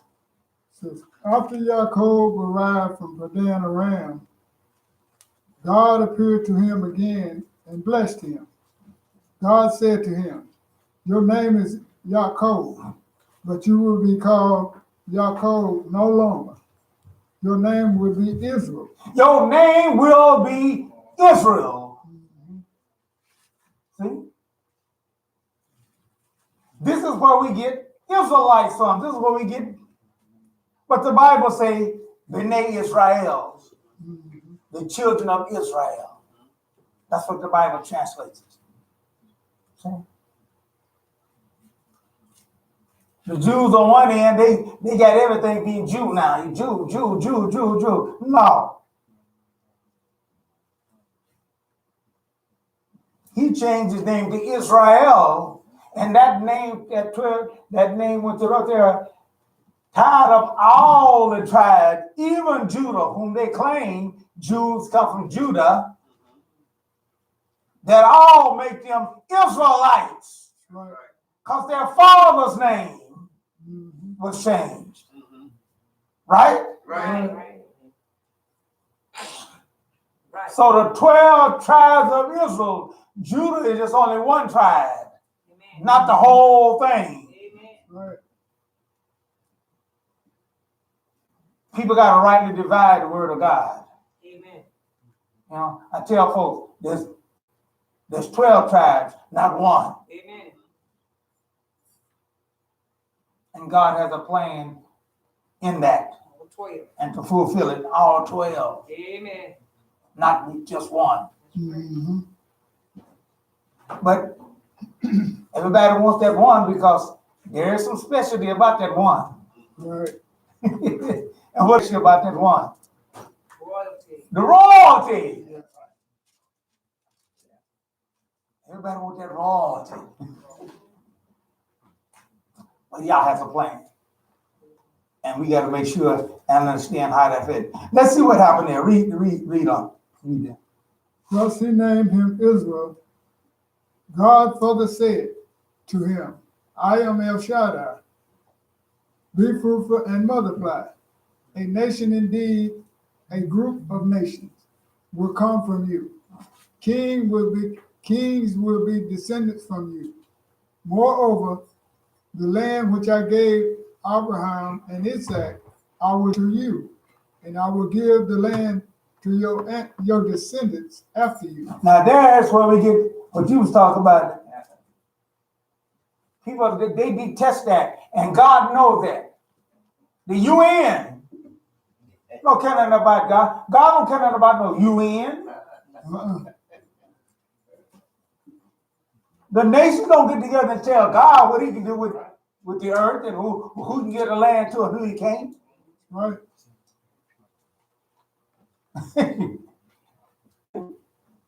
God is above that. And that's what these things going to come down for. They made the decree, and when they made that decree, Resolution 242, back in the 60s, and now it had migrated to 23, but it still stemmed from the same thing. They just add some more to it and finite some more stuff to it and all that, but it's still the same thing. It's just saying that God does not have a right to give the land to whoever he wants to. That's what it really boils down to. And God is going to prove to the nations. That's why he's given all nations against Jerusalem. Right. Because they got a terrible thing. But let's see what our father, what Yaakov, Israel did. 13th verse says, Then God went up from him there where he had spoken with him. Jacob set up a standing stone in the place where he had spoken with him, a stone pillar. Then he poured a drink offering on it and poured oil on it. Jacob called the place where God spoke with him. Then they traveled on from Bethel, and while there was still some distance to go before arriving in Ephraim, Rachel went into labor. Okay, that's good enough right there. Okay. Bethel. What does Bethel mean? Bethel, See? Grace of God. place, Huh? Grace of God. House of God. House. House of God. House of God. House of God. House of God. house. House of God. I think I bet on him. Right. Dear folks, our Father, now, he didn't say nothing about him paying no tithes, though. We don't have that in there. But do you think he did he fulfilled his word? I think he did. Just because all things cannot be put in the Bible. See? But knowing the character of our Father and everything, he paid his tithes because he learned that from his father and his father. So just as he kept the word about doing those things, he kept the other word. When he got back to the land, he did those things here, and he went forth and doing those things here. God wants us to keep his word. We are the children of Israel. And as I said before, he have obligated us. And those good things that our forefathers has obligated us to, do it in pleasing God. Mm-hmm. Bad enough that those bad things that the bad ones did, that we didn't do it. See? But nevertheless, the actions of them do bother and bring friendly things. After he got in the land, he done fulfill his word, I'm sure. Even though the Bible doesn't, I haven't seen it in there yet where he said that he paid his tithes to them. But I'm sure he did that because he did the other part. He did the other part. And he done selling the land now. He's dwelling in the land. And guess what? We go to Genesis 37. You think that everything is all worked out, everything is going to go nice now. Everything's going to go smooth now. He done did all what he's supposed to do and done fulfill his part and those things there. He done come back and he's dwelling in the land. Well, let's see what's taking place here. 7, read the 3rd verse. Okay. This is, now Israel loved Joseph the most of all his children. All right. So, hey, why did he love Joseph? See? More than he loved the rest of them. Y'all know why? Yeah, why?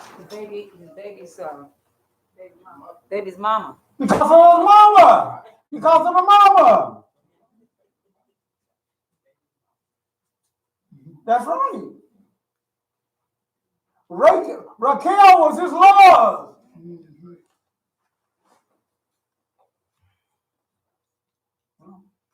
Love at first. And even though he got tricked, yet still. Then after that, he got messed around and all, then wound up with 4 wives. Woo, tough. Uh-huh. But Raquel was the one.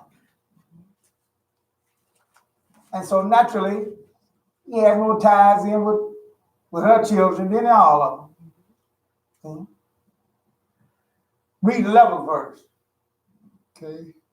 Says, his brothers was jealous of him, but his father kept the matter in mind. All right. But jealousy arose. Envy arose amongst the family. Not outside the family, but in the family. Mm-hmm.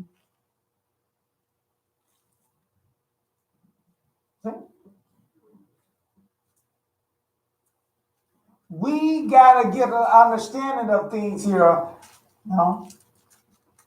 Now, there are those that kind of fault our father, Yaakov, Israel, because he favored because he favored yourself. You know, and because of the fact that it was of his love and those things there. But there was another reason too why he favored them. See? And when I hear a lot of people go around saying, well, I love all my children the same. What'd you say? Say that again? Yeah, you're right.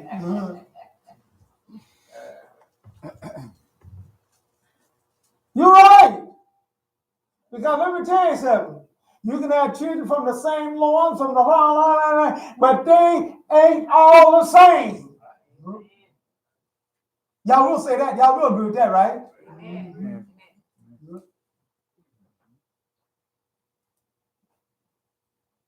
Some of them give you more headache than some of the others. Amen.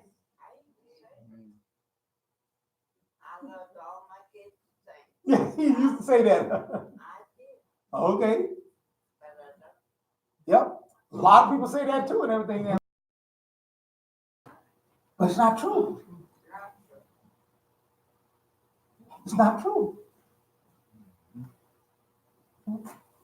That one, that kid to give you all turn around to give you trouble and all that stuff. Now, let me tell you something. You don't have the same feeling that you have with one that never give you no trouble and those things there. Nope. Nope.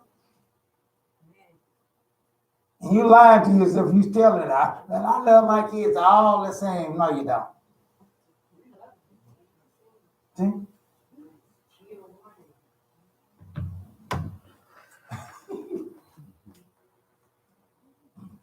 Therefore, he had a right to do those things there.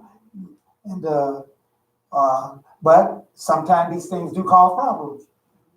Now, go to the 18th chapter, 18th verse. 18th verse. Okay. They spotted him in the distance, and before he had arrived where they were, they had already plotted to kill him. Uh-oh! If you let that feelings and you let that envy and you let that jealousy and those things there get too far off the map, hey, that thing can get violent. Yep. And I tell folks and I tell people, hey, yeah, you want your wife to love you, yeah, you want her to hey, but when they get to talking about, hey, they love me so much that, hey, they'd rather see me dead than whoa, they love me too much now.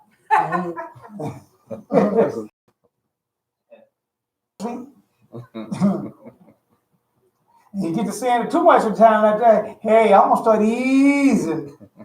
Out of the way. That's right, I'm gonna start easing sliding on the way. So give you some room here. Cause I don't want you exercising that love. Wear 3 or 4 clothes out at a time. Huh? Yeah. But You let you know how much she love you though. So I know that. that should make you feel good. Yeah, no, that's too much love. See? That's too much love. See? Because somehow our love is not the same love as God. And we get that thing so wrong, hey, that means if you don't cross me and you don't and all that there and everything. But hey, we easily can get crossed with someone. You can easily get out of source someone, and then you got that, I'm gonna kill him. I told him he'd do something, I'm gonna kill him. Boy. No, I don't need that. Time to go there. Not do so and so. See? No, we don't have that gesture among us to even formulate that attitude. God does, because he can give life and he can take life. That's true. You just cross the line there. That's it. And therefore we have to follow through on those things there. Read on. Okay, 19th verse says, they said to each other, look, this dreamer is coming. So come now, let's kill him and throw him into one of these cisterns, these waters here. Then we'll say some wild animal devoured him. We'll see then what becomes of his dreams. But when Reuben heard this, he saved him from being destroyed by them. He said, we shouldn't take his life. Don't shed blood. Reuben added, throw him into this cistern here in the wilds, but don't lay hands on him yourselves. He intended to rescue him from them later and restore him to his father. Now look, he had good intentions. But he was afraid. Yep. Because them brothers they got out there, them plotting. See, that's why we gotta be careful who we go to plotting with, and we go to get in these little groups with form little. See? That's a bad thing to start forming little groups and then get on. And then if you want to do that, which is right, it's hard to do it. See? Hey, they just throw it. Well, all right, you gonna talk all like that? Well, it'll be two of y'all in there then. And so he knew that. So he said, "I'll tell you, I'll cool with heels and everything there. And I just tell him, then I'll slip back later on one day and get him out of there and take him on back home to the father." But they all had an attitude about him.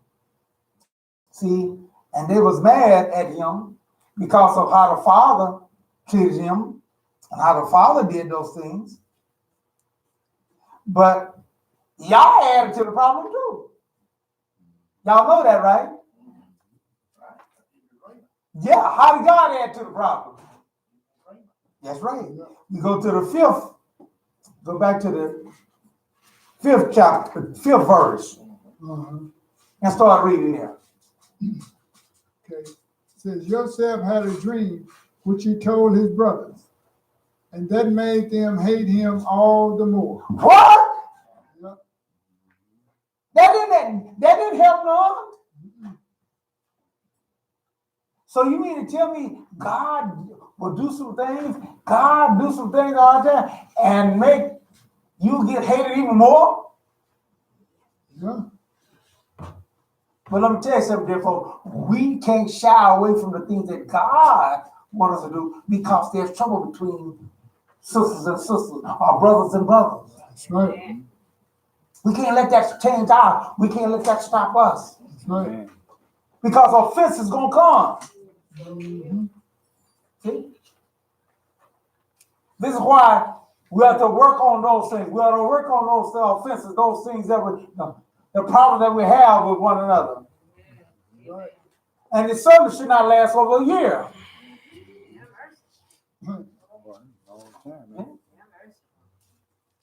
The sooner, the quicker we can get that settled, the better it off. That's right.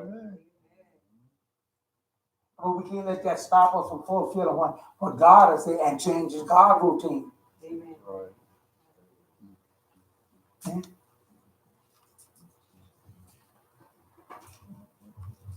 I'll do it even, but hey, but if so on, I can't, no. Whoever formed that idea and start wanting to do, see, the enemy will put that in your mind and put that, you're doing the best thing, you're doing. No, the best thing is to follow what God has said.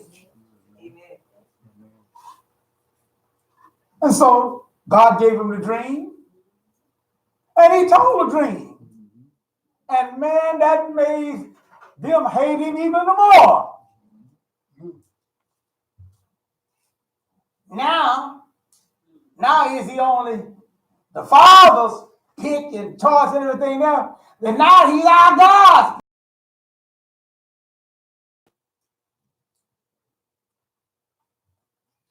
Instead of getting against God, we should get with him. That's right. That's right. Amen.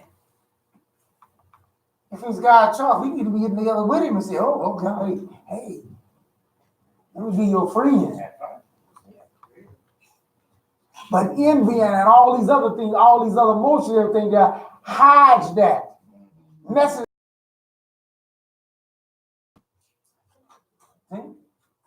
Read on. Verse 6 says, he said to them, listen while I tell you about this dream of mine. We were tying up bundles of wheat in the field when suddenly my bundle got up by itself and stood upright. Then your bundles came, gathered around mine, and prostrated themselves before it. His brothers retorted, yes, you will certainly be our king. You'll do a good job of bossing us around. Now, let me tell you something. They had the ability to interpret dreams. They were good at that. They had to get that thing right. From what they saw and everything there, they could see that, hey, they were going to have to be servants. And that's what that dream showed. They all had to bow and come submissive unto him. And boy, they didn't like that at all. Here we already got to take under now because your dad is favorite. Now that he having these dreams and everything and showing everybody gonna be under you. I guess you gonna be the big king over everybody. Huh. You ain't gonna be my king though. I ain't gonna bow to you. Besides that, I'm older than you. We gotta be very careful on what we say about one another. Amen. Amen. Because you never know who is God's pick. Amen. That's right. Amen. And whoever God pick, you better try to make buddies with them. Right. Amen. Because you're going to have to do it sooner or later. Amen. And the longer it takes, the more trouble it's going to be. And the more hard it's going to be. Therefore, we have out with our sisters. We have out with our brothers. Get that thing straight. That's right. See? And don't let the enemy whisper the wrong things in our minds. We all got to fulfill and please Yah. That's Amen. right. Amen. Amen. See? Everything else be all right. Even the New Testament said, forsake not the assembling of ourselves together. That's right. A lot of these folks you see on YouTube and all that, and they got all this stuff going on because they can't get along with nobody. That's it. So they set up YouTube thing, set up in their house, and they talk all that stuff and all. Oh, they ain't got nothing to deal with because they're on at their house. They come up with all this stuff there, but they don't know how to deal with the fact of running and those things. They have no idea about how that goes. And so they come up with all kind of ideas and all kind of thoughts. By yourself, no opposition. Yeah. No opposition at all.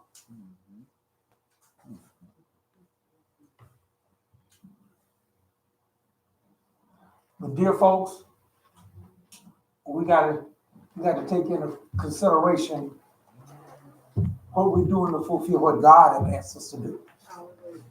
See? And therefore, they interpreted right. That dream showed forth that they were going to be submissive to it and all that. But they had already got their minds made up. What did they say? What did they say? Read that again. Says, okay, it says, his brothers retorted, yes, you will certainly be our king. They were being sarcastic when they said that. Yeah. They didn't really mean that. Yeah, hey, he's going to be our king. Oh, yeah. Read on, let's do it. And they hated him still more for his dreams and for what he said. He had another dream which he told his brothers. Here, I had another dream, and there were the sun, the moon, and 11 stars prostrated themselves before me. Oh, man, that did it, boy. Yep. Woo!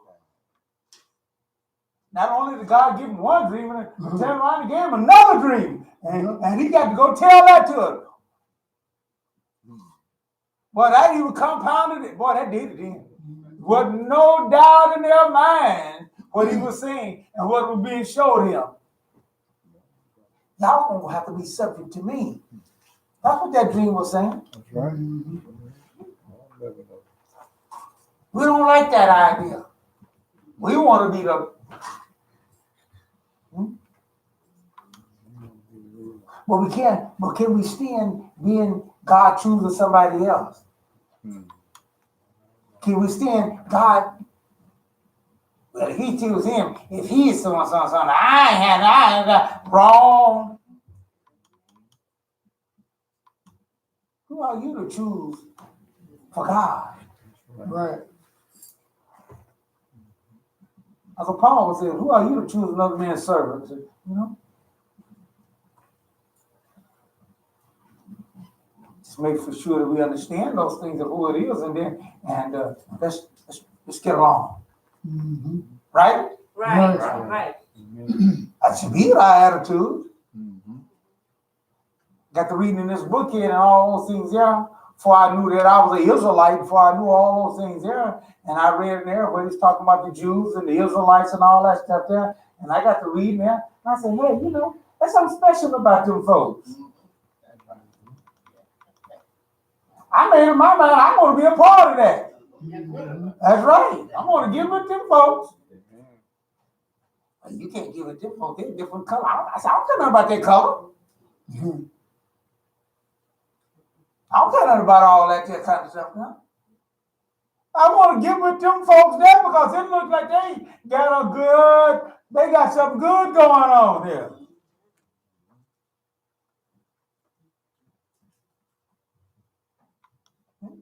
If y'all choosing, why you go against it?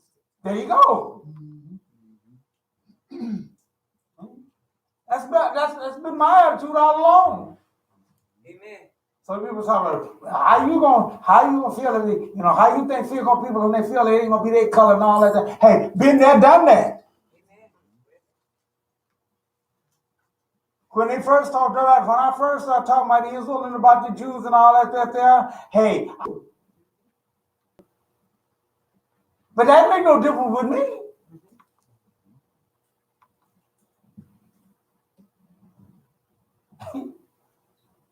And even after I found out who I am and all of a sudden the color and all that, still didn't make no difference. I still want to be with the right one. Amen. Dear folks, when we do those things for the right reason and those things there, you can transition all situations.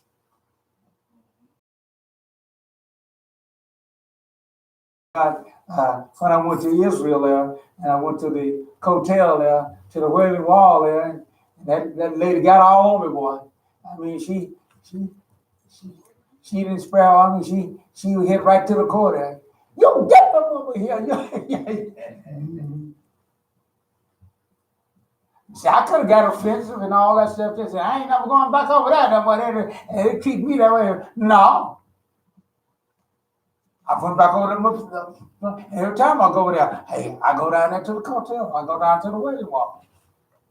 So, I do because I want to. That little correcting and all that stuff there didn't injure me and all that there and it shed me off of what I really wanted to do and to follow through. And so it is with the truth. If you want the truth and everything, don't let the enemy cheat you out of it because somebody corrected you and they corrected me the right way. What is the right way to correct you? Been around here for a long time, dear folks, and I've tried all kinds of methods of correcting folks. And if they don't want to be corrected, there ain't no easy way. You ought to get over with your children. You know how your children is. That's right.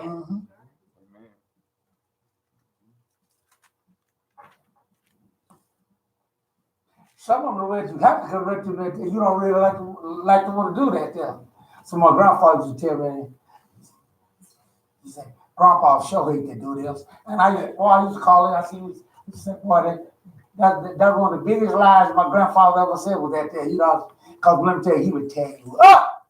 Amen. When he gave you a whooping, boy, you got a whooping. He'd tear you up, man. Amen. But he'd always say, Grandpa sure hate to do this. It took me a long time to learn what he was talking about.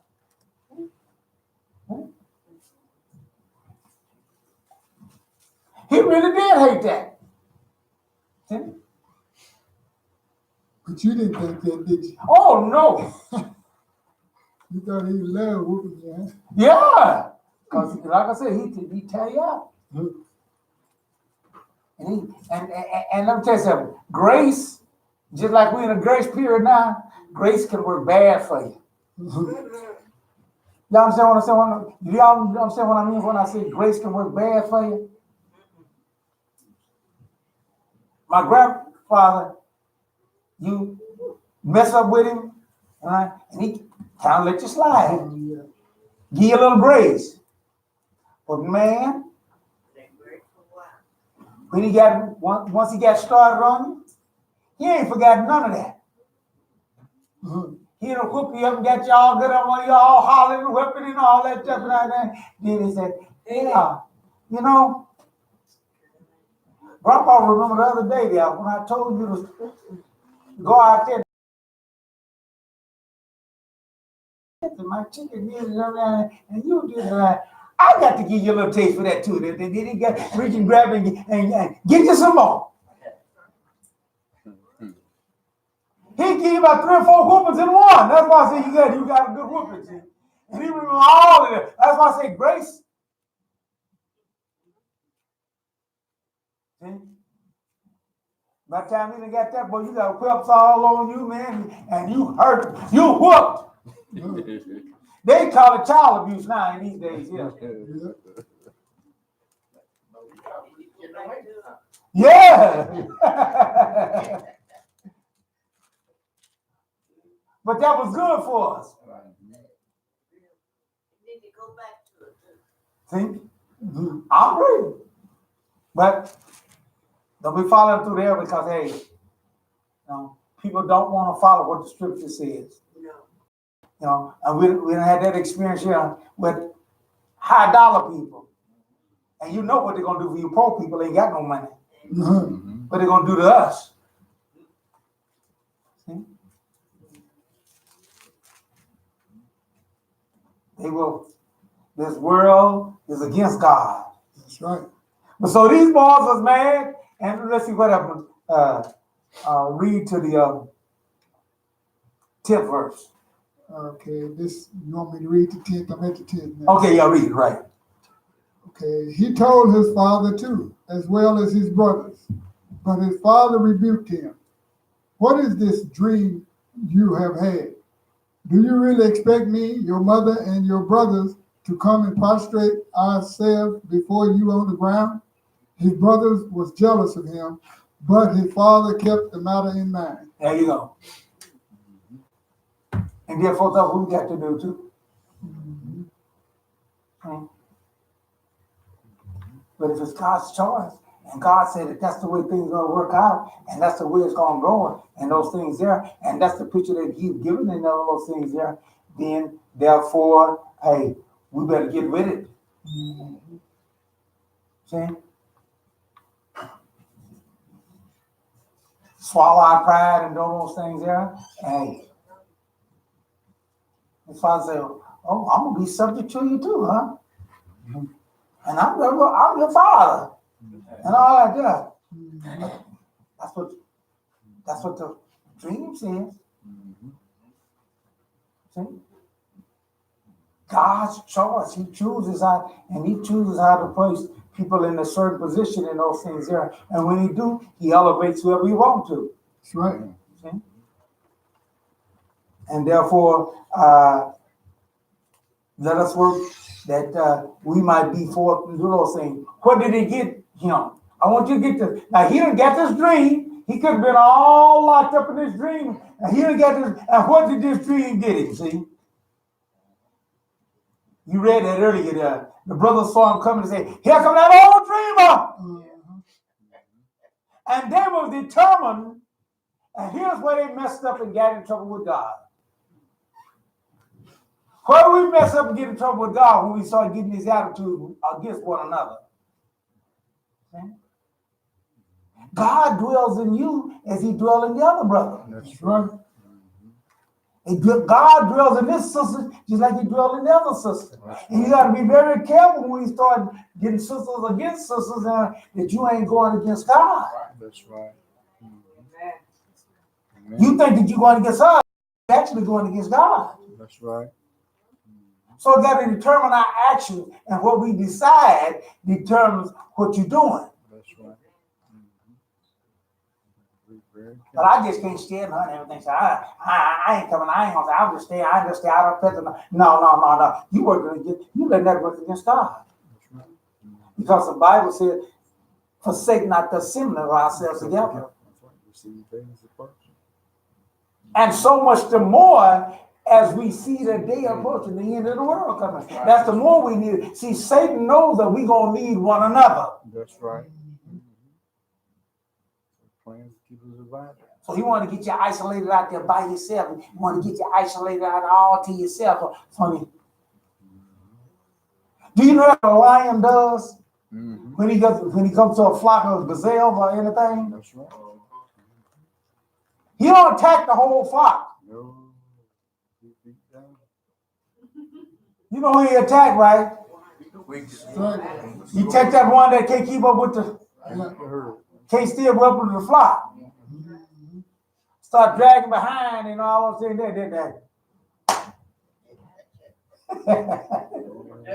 That's right, that's dinner.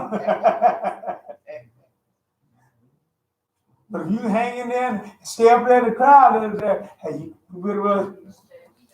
That's right. And now what it said about Satan. Satan is as a what? Roaring lion. Roaring lion. And what he's doing? Seeking. Seeking. That's right. Therefore, when we see all these things, so these boys, and so guess what? These boys finally got him out by himself. Got him away from the father. Got him out there by himself. And boy, they leaped on him. Go to the 26th verse. Okay. For short of the time. Says, Yahudah said to his brothers, what advantage is it to us if we kill our brother and cover up his blood? Come, let's sell him to the Ishmaelim, and instead of putting him to death with our own hands. See, they hadn't got it. See, they couldn't get hold to him. They couldn't do it.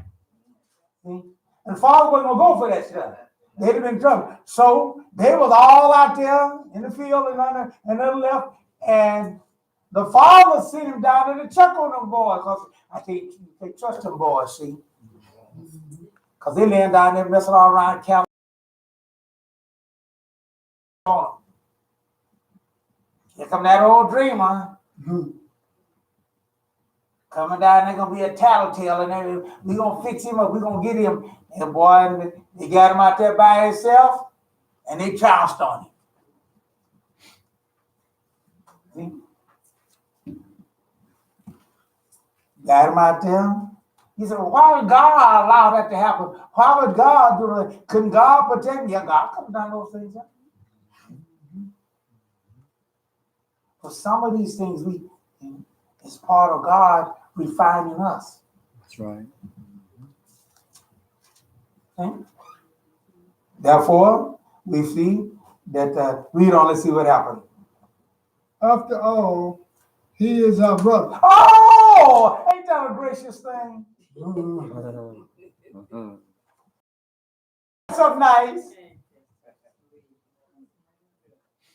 After all, let's don't do that. After all, he's our brother. They done throw him in a ditch. They made up the lie, they're going to tell the father and everything. Then all the Judah. They could have killed him when they threw him in that hole. Yeah. Could have been poison sex down. Yeah.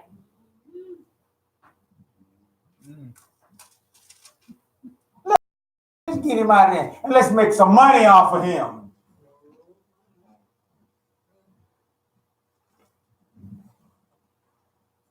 People will try anything to make money off of it and do those things every night. But money ain't the end of all things. Money ain't the love of money will drive you to do all kind of bad stuff. See? But here we find that they're authority, and so finally Judah said, let's don't do that.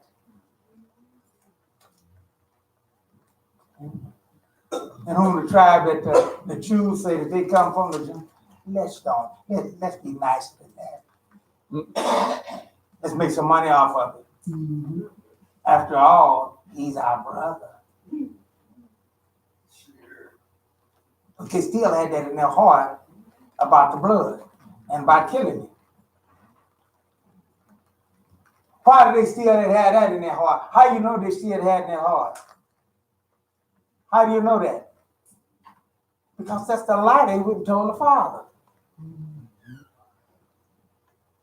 So they told him unto the Ishmaelites, and boy, everything was all free. And then they got to saying, how we gonna get back with this now? Because the father know that he sent him out here. Now they got another. See, when you start doing stuff and all those things, then when you don't got now you got another problem to work out now. Bigger problem now. That little lie thing. Tell a little lie. Yeah. Then you have to turn around and tell another lie. They said, oh man, all them doing, we got him, hit out a dream will come, we got control over him. Now we're gonna see what's gonna happen. See, that's where they got in trouble with God. Now we're gonna see what happened to his dream. Well, God was the one that gave me a dream. They got against God. They made a decision against God, and that was a big, big, big wrong decision. That's right. Never go against Yah. See? Never go against Yah. They messed up and went against it. And for that reason, they got in big time trouble. See? That's my own fault. Leave it alone. I've got to cut it off. All right. So therefore, we see that once you go forth, and it got started now. So now they say, we got to go back home. And we ain't going to have his favorite son to go back home with us. How are we going to do this? Well, they got to get their heads together now. We can't have no slip up here now. Can't have you coming in one said some other story and somebody else. Well, we got to get together on this. See? So, start reading the 31st verse there. They took Joseph's robe, killed a male goat. Then they sent the long sleeve robe and brought it to their father, saying, we found this. Do you know if it's your son's robe or not? Look at there. Go ask him. Boy, we found this on the way back coming and all that, and we found it, and we ain't for sure. It kind of looks. But you all don't know for sure what it is. After all, you the one gave it to him. Your favorite son gave him that. Yeah.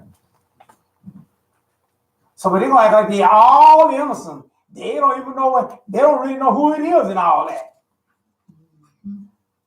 Boy, I tell you, you really got to play it up to try to keep yourself innocent and keep yourself out of the thing. So they came and they said, what? Read on what they say. He recognized it's my son's robe. Some wild animal has torn Joseph in pieces and eaten him. Oh boy, that did it then. Oh, that fitted in good then.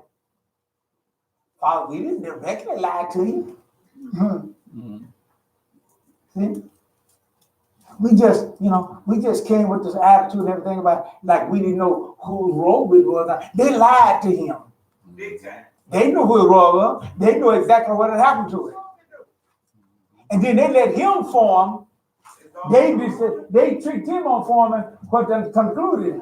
And then, see, Right. he said, some wild hour must have done got to him. That's what they set up. They all made it look that way.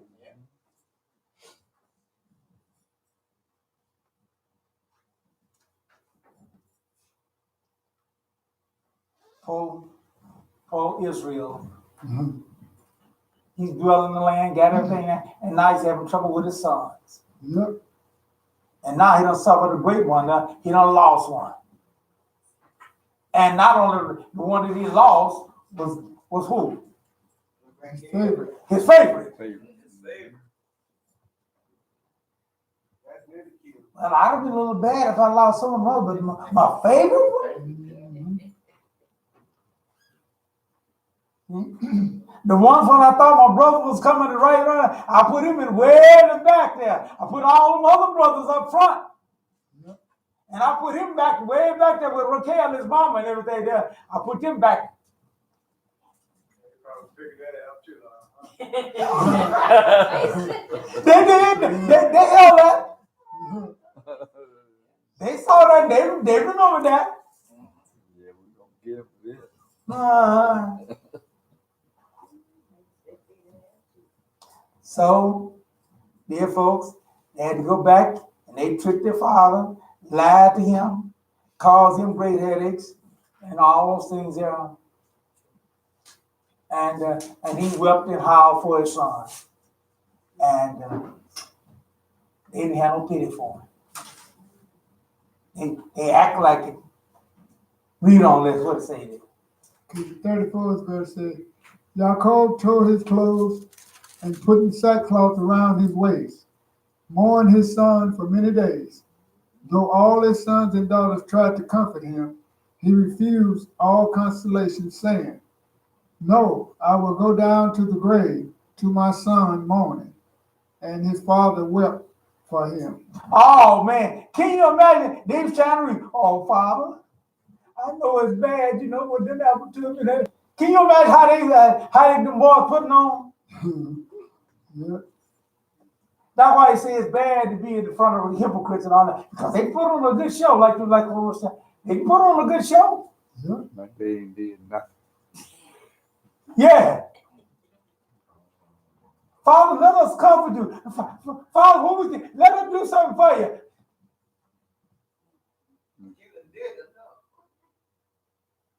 One of the other readings says that they even went out and took an innocent animal out there, did bad to him. Father, we think this is the animal that killed us, and here he is. We don't took care of him. Yep.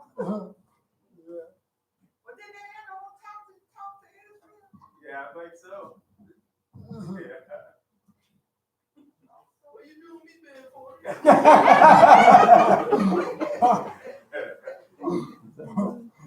We gotta use you. Hey. We gotta cover our lives. And see, and that's what happens when you start lying and everything. You start covering up lies. You gotta come up with another lie to cover up the other lie. You gotta cover up something else to cover up that. Yeah. Cover that guy. And your actions, can start compounding on them. You gotta come up with other stuff that good. Then somebody say, hey, you sure acting strange, and then you got to come on another lie to explain why you acting strange and why you. See, that's the way the enemy do those things.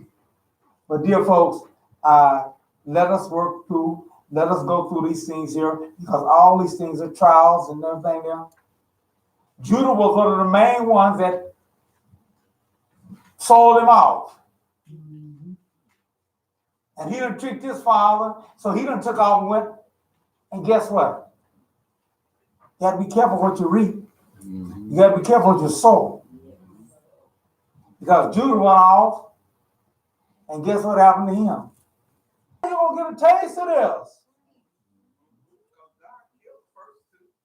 See? You won't get a taste of this, how I feel. Now, I know you want to comfort me and everything, and you part of this, but guess what? Now you're going to really lose your son and see how you're going to feel about that. Real grievance. Real grievance, not acting. So that's why I tell you, you got to be very careful how we treat somebody. Amen.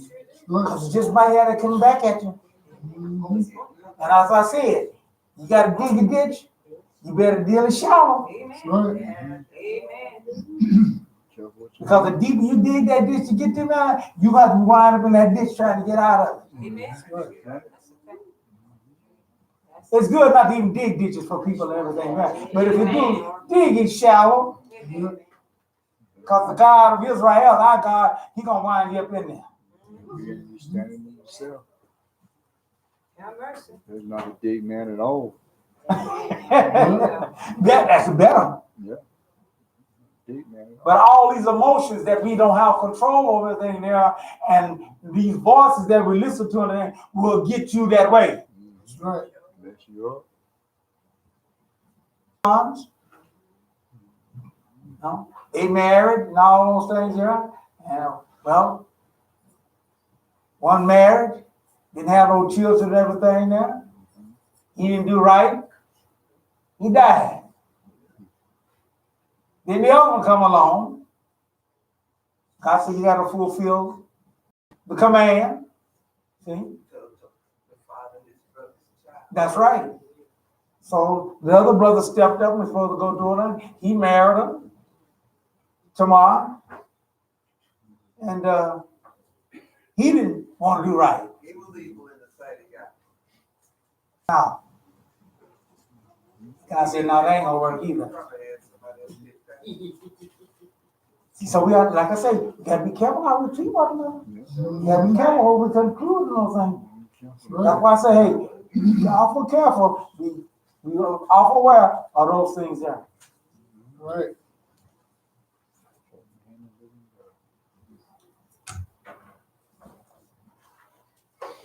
What happened? Judah wound up getting tricked.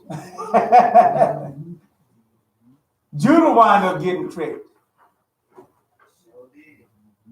How did Judah get tricked? Come on. Threw his own out and out. See? Lay the heart He on should have it. made her. He should have made Sheila marry that dude. Mary take him out. Should have. Well, that's we had promised in all those things there. She prayed to holler, and she got him, and Judah got her pregnant. That's it. Judah wanted to kill her because she didn't admit to the dead who did it. He wasn't old enough to marry.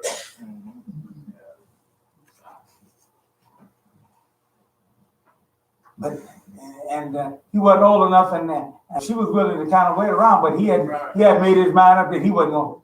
Let him go. And one of the commentators said that they were scared, so him and his wife got together and said, "Nah, you ain't give my son to that woman. That woman's a woman. That woman's a man killer."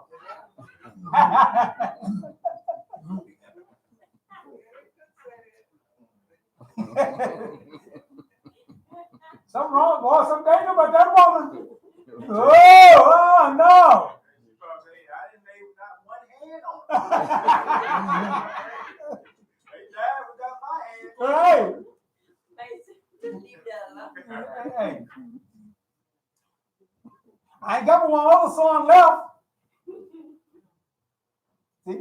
And I ain't gonna have no prosperity. I ain't gonna have no that. And so, no doubt, mamas is even more.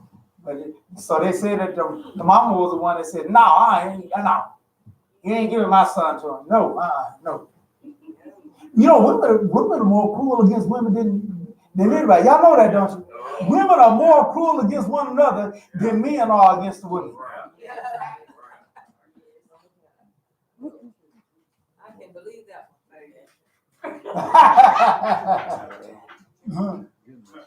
He ain't never lied. That man killer? No, my son, no. I don't know what she's doing with him and all that, whatever it is. I know. No. Send him on off and everything. He got, but we supposed to do it according to the law. And I want my son to live. get some kind of poison weed or something. Something's going on here.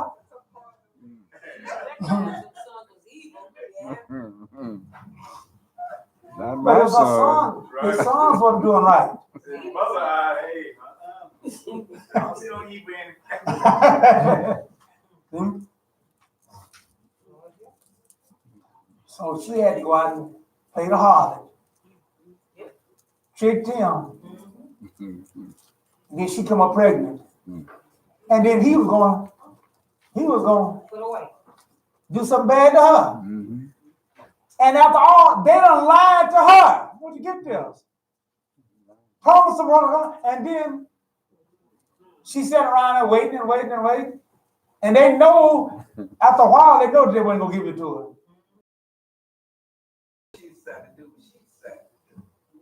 That's why I said, boy, that's why I tell guys, hey, you can't fight them women, boy, hey. They get to thinking, boy, they get to, guys, just, you can't win against them now. You might think, I got that woman under control. I got that, boy.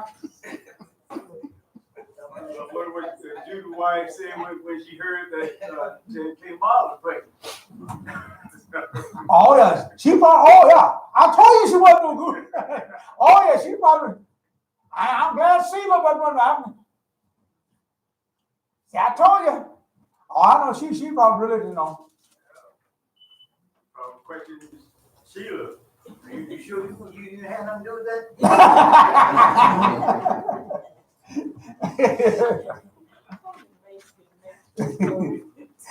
The devil,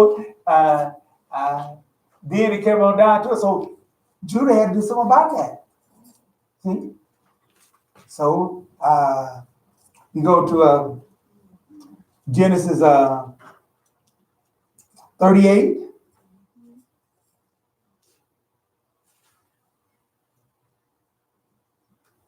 And read the 6th verse, start at the 6th verse, 6 through 10. Okay. Yehudah took a wife from his firstborn, and her name was Tamar. But Yehudah's firstborn, was evil from Adonai's perspective. So Adonai killed him. So who killed him? God killed him. But all the mother can all over conceive that woman. Mm-hmm. Yep. Well, maybe she ain't so bad, I thought she was a good looking lady and all that. Maybe she ain't so bad, everything. All right, son number 2. Yeah, read on. Let's see what happens. Yehudah said to Onan, "Go and sleep with your brother's wife." All right, number 2. Son number 2. Yeah. She tomorrow look good. Oh yeah, I'll do it. What happened? Says, "Perform the duty of a husband's brother to her, and preserve your brother's line of descent. However, Onan knew that the child would not count as his. So whenever he had intercourse with his brother's wife, he spilled the semen on the ground, so as not to give his brother's offspring. What he did was evil from Adonai's perspective, so he killed him too." Whoa!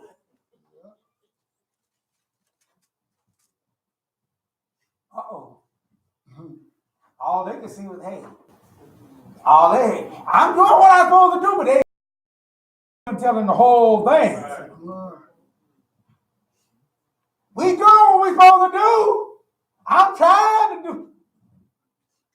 No, you ain't. You enjoying yourself, you having some fun and everything, but you ain't fulfilling the whole thing. That's just, and that's why I tell our young girls and all that, see? And I tell people, it ain't just so much the fact that you see some guy that you like and you look like that, ooh, yeah, oh, he make my knees weak, oh, yeah, all that there too. But you better get somebody to take care of you too. That's part of his job too. He's going to take care of you.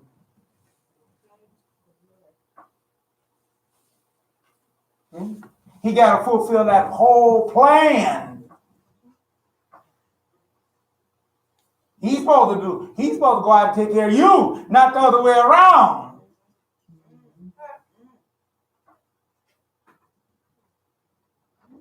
Dear folks, if you mess around and be with that woman too long, they got what they call alimony. Now, I hear now he in Oklahoma, that's why it's bad. And in Oklahoma now they got what they call palimony.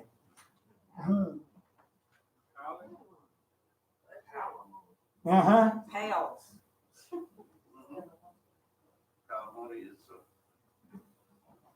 That is when you are what they call it common law Yeah. marriage. Pardon us. Pardon.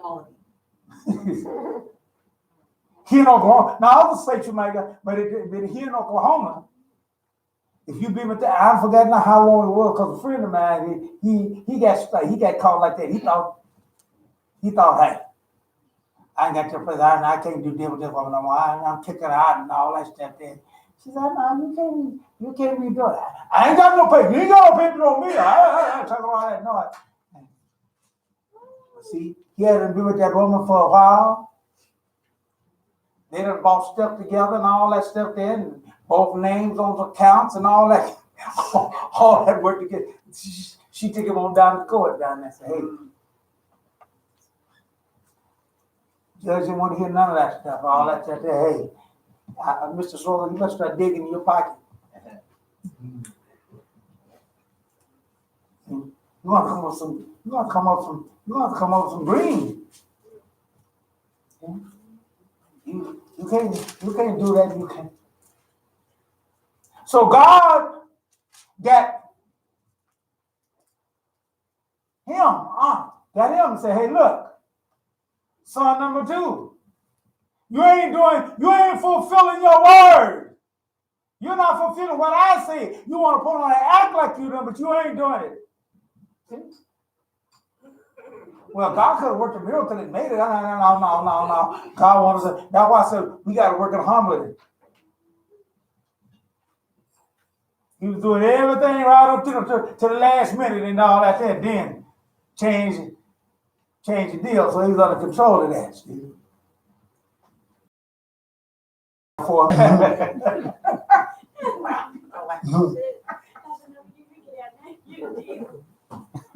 Whacked him off.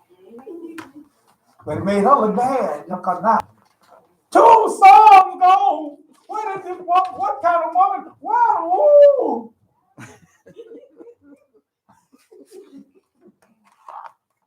Looking over there to the baby boy, Cecilia. No, not my baby. No, not my baby. Oh, no. She knew the rules and everything, so she waited too. After that, so she parted, she got herself together there, and go to Genesis 13. Okay. We'll get right this up. 13 says, Tamar was told, your father-in-law has gone up to Timnah to shear his sheep. So she took off her widow's clothes, completely covered her face with her veil, and sat at the entrance to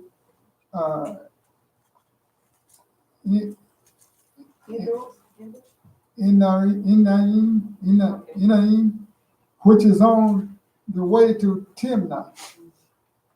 She saw that Sheila was grown up, but she still was not being given to him as his wife. See that?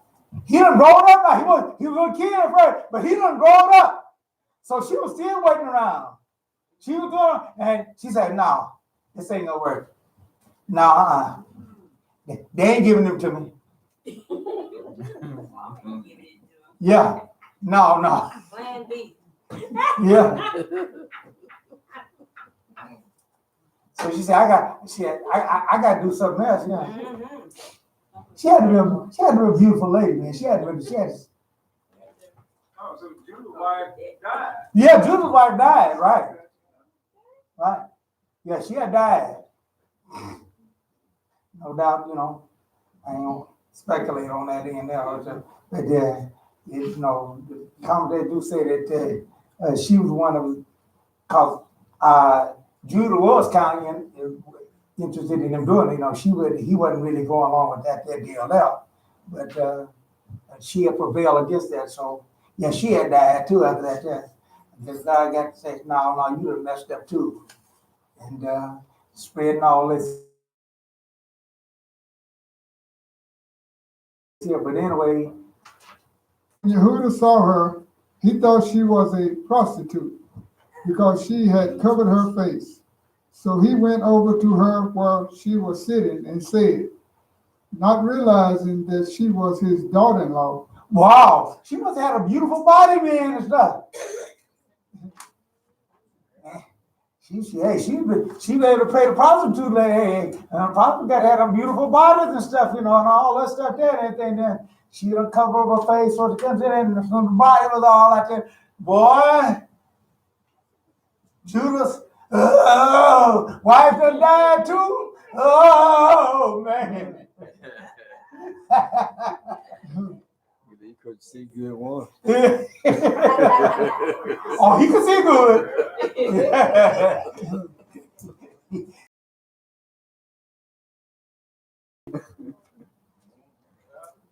I'm trying to figure out how old is this lady. Huh? I'm trying to figure out how old is this woman. You gonna figure out how old she is. She probably about maybe, I would say the youngest son, he's no more than at least about 10 years apart or more. Yeah, I had one time I figured that out and I forgot now but she still look good, for her age. At least 15 probably, See? older than Sheila. And right. So she probably she might have been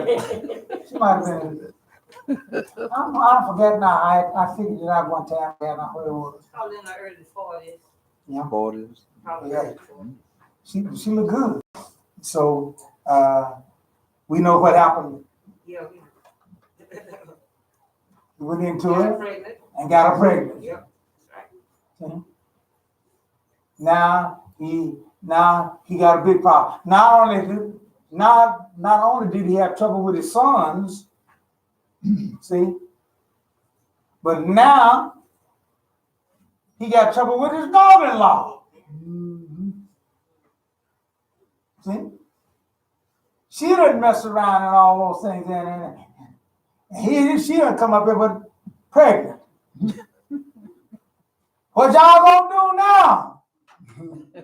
What you gonna do about this? Boy, your family's messed all up. 2 sons dead, your wife done died, and now your daughter-in-law, she come up pregnant. She got some securities. She got the securities. Who is that guy that done that? Get him on up here too. Hey, Yeah. we're gonna take care of this whole situation here.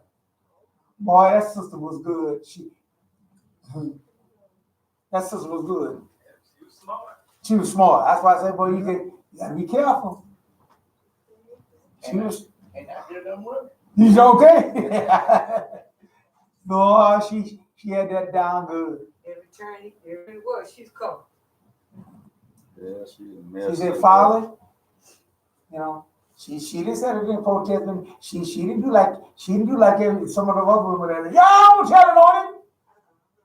Yeah. He came over, he won't knock me up.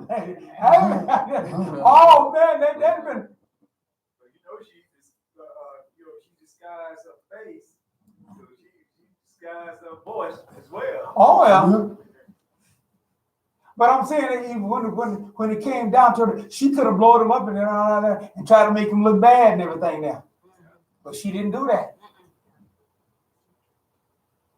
Someone says, hey, You ain't gonna put on a man. Hey, he's the one that did it. Now that. And this is the reason why I did what I did. Oh, she could have had all that, but she didn't do that. She sat there and she just quietly got it. And then she told him, when he get ready, they won't kill her. Yeah, that's not burn out. Yeah, they won't kill her. Okay? She said, well, I'll tell you who's the daddy and who this is, man. But, this is something private that we got to work out here. Yeah.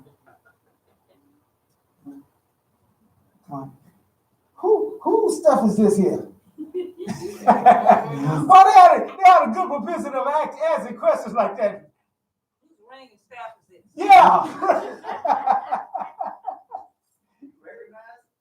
Just like they did Jacob, just like they did Israel when they said, "Oh, whose coat is this here?" Yeah. That's the same thing. Who? He done already sit back and tried to get that recovered, and all that he couldn't get it recovered. So he know he was sunk, and he know anywhere she could have got that, but one way. That's right. Yeah. Amen. That's why he called her righteous. That's right. More righteous She was way more righteous than him. than him. He had to give him credit for that. Dear folks, all these things are tests for us. Yes. See, trouble tests us to see what we will do. The good people get closer to Yah. Amen. The bad get further away. Amen. See? So when trials come and all that, we should be get closer to God. Yeah. But the enemy tell you, stay out by yourself. Get on in. Just kind of get back in. No, we get closer to God. And how you get closer to God is by fulfilling more of what He have commanded you to do. See? That's how you do that. See? That's how you slap the devil in the face. And that's how you do those things there. If you can get you out there isolated all by yourself, and then get you in a pity party, and then you get this in there, and everything's good, and all that, no.